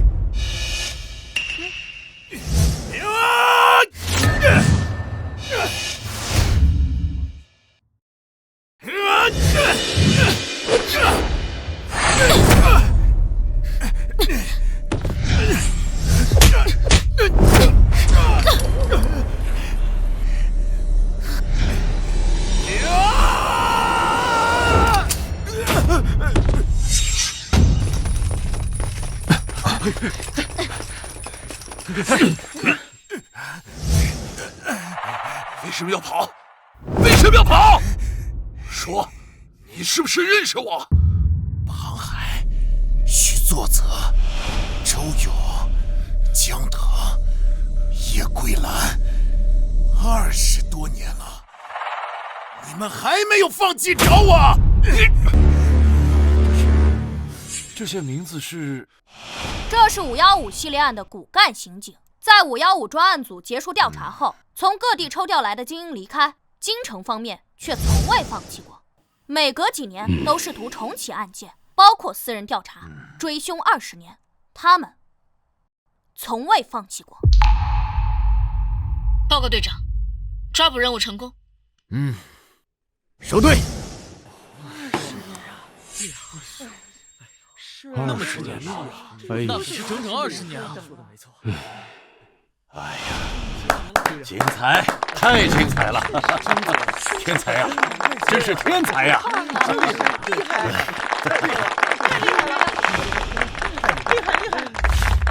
太棒了！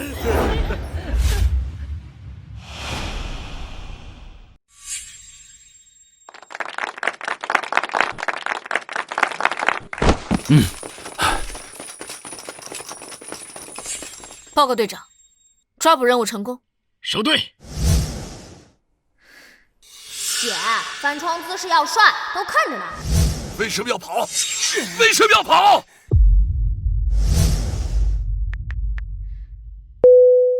喂，姐，怎么了？你知道我会翻窗？推算的呗。别跑！你动作最快，身手最好。你知道庞总长会去敲门？他有执念。你勘察过地形？没特意再去看，这几天在附近转，所有的地形建筑我都记得。所以你提前推算出庞总长会主动提出去敲门，推算出嫌疑人会因为认出他翻窗逃跑，也推算出我会翻窗追他，让你孙叔在路口等他。是啊，姐，你弟我厉害吧？小南，怎么了，姐？你忽然间让我觉得很害怕。害怕？怕什么？放心吧，姐，只要有你在，我永远都会是个好孩子。我是世界之王，世界之王，世界之王。哼。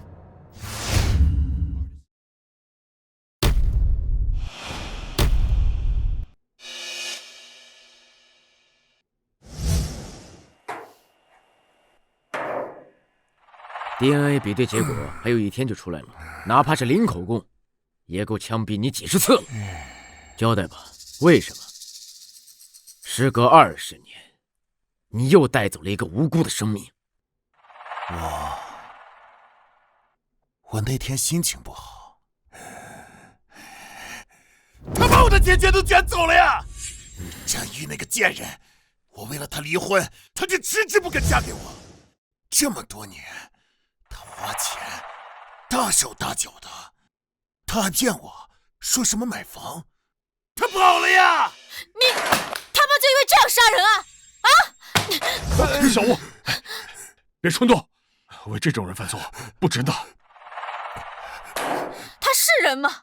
他是个人渣，是个变态，他不配！别打我，别打我，我交代，我什么都交代。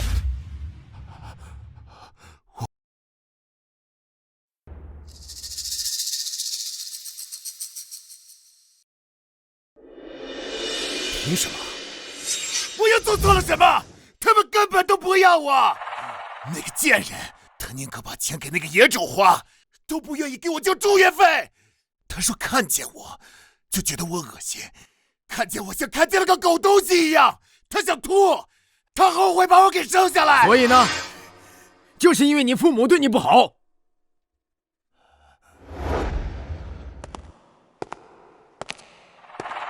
从小你父亲对你频繁的家暴，甚至在你毕业考试前1个月把你打得住了院，让你被迫退了学。你母亲也更偏爱她出轨生下的那个女儿，也就是你同母异父的妹妹。你感觉不公平，两人还在你住院的时候，因为医疗费过高大吵了一架，双双抛弃了你，把你留在医院里自己等死。对，对，我感觉糟糕透了。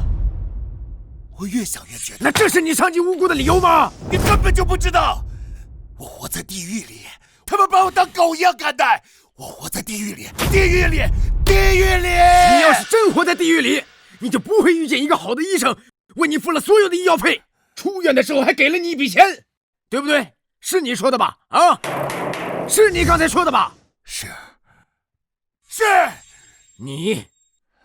你选择了记住所有不好的回忆。你却忘了这个世界对你的好，你明明已经逃离了那个糟糕的家庭，你可以重启自己的人生。你往前看，你呢？你选择了伤害无辜的人。丁瑞鹏，你他妈还是人吗？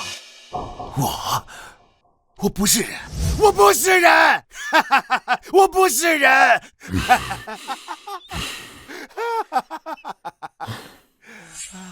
第一案后，为何还要做第二案？紧跟着后面所有的案子，把具体情况说一下。为何？为什么？愉快呀，非常愉快，这种感觉我从来都没有过。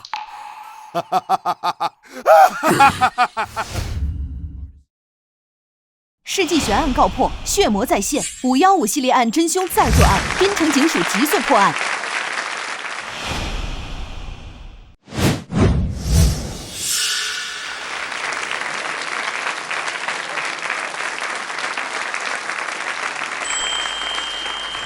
哎，那个吴警官，怎么了？